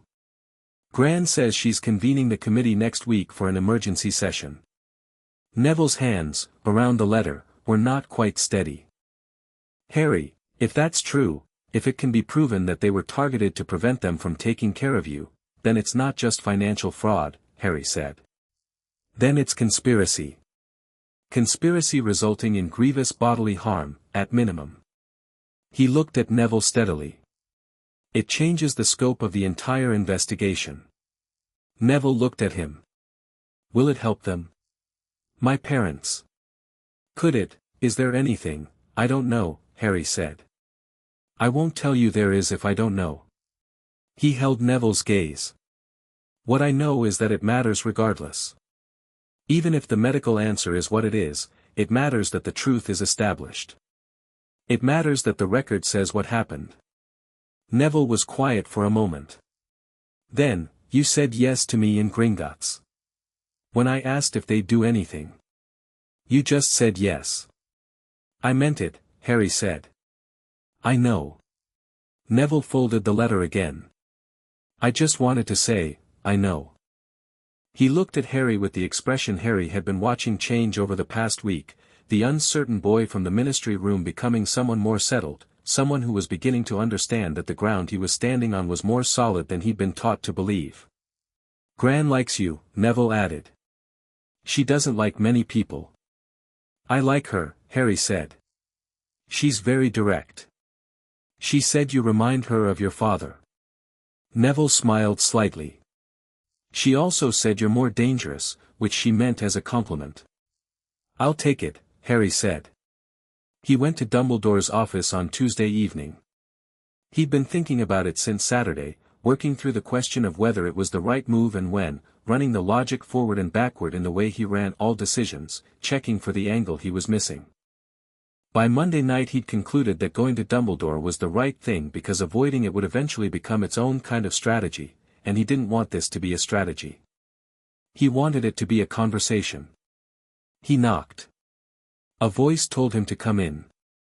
The office was what the office should be, circular, full of things that moved and hummed and existed for purposes that would take time to fully catalogue, portraits of previous headmasters on the walls, a large desk and Fawkes the Phoenix on his perch, watching Harry arrive with golden eyes that were very calm.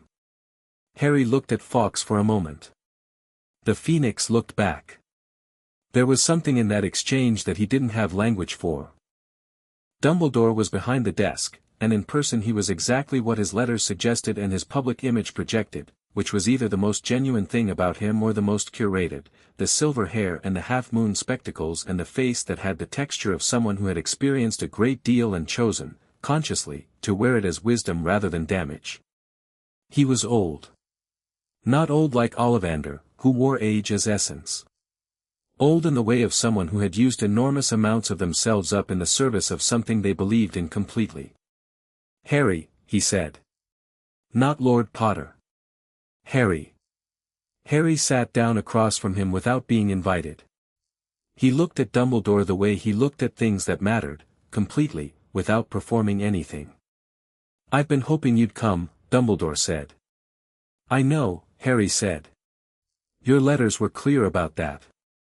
Dumbledore looked at him. "You didn't reply to any of them." "No," Harry said. "I didn't have anything to say that wasn't going to end up in a legal filing. I didn't want to have the conversation through solicitors." He held Dumbledore's gaze. "I'd rather say it directly." "Then say it," Dumbledore said, and his voice was steady and his eyes were tired and attentive. "You knew about my father's guardianship document," Harry said. "You had access to the vault. You knew Sirius was named as my guardian and you put him in Azkaban without a trial and took me to the Dursleys instead. You filed a fraudulent administrative order and spent 8 years drawing from my estate for your own purposes. You used my house for your organization. You paid the Dursleys to keep me in a cupboard." He paused. "And you did all of it because you had a plan, and the plan required me to be something specific, and something specific required me to know nothing and own nothing and have no one." Dumbledore was very still. "I'm not asking you to confirm it," Harry said. "The audit confirms it. Blackthorn's filings confirm it. Augusta Longbottom's committee is confirming the rest of it right now." He paused. "I'm here because you're the headmaster of this school and I'm a student here and I didn't want to spend 7 years treating this office like enemy territory. That's a waste of both our time." "What do you want from me, Harry?" Dumbledore asked. His voice was quiet. "Nothing," Harry said. "That's the point. I don't need anything from you. I have what I need. I have Sirius, and a legal team, and Gringotts, and my houses, and my mother's letters, and my father's friends, and I have Neville and Ron and Hermione and I'm going to learn magic in this castle and I'm going to continue the proceedings and I'm going to let the law do what the law does." He looked at Dumbledore steadily. "You don't have a role in my life that I need to manage or fear or work around. You're my headmaster. That's the whole of it." Dumbledore looked at him for a long moment.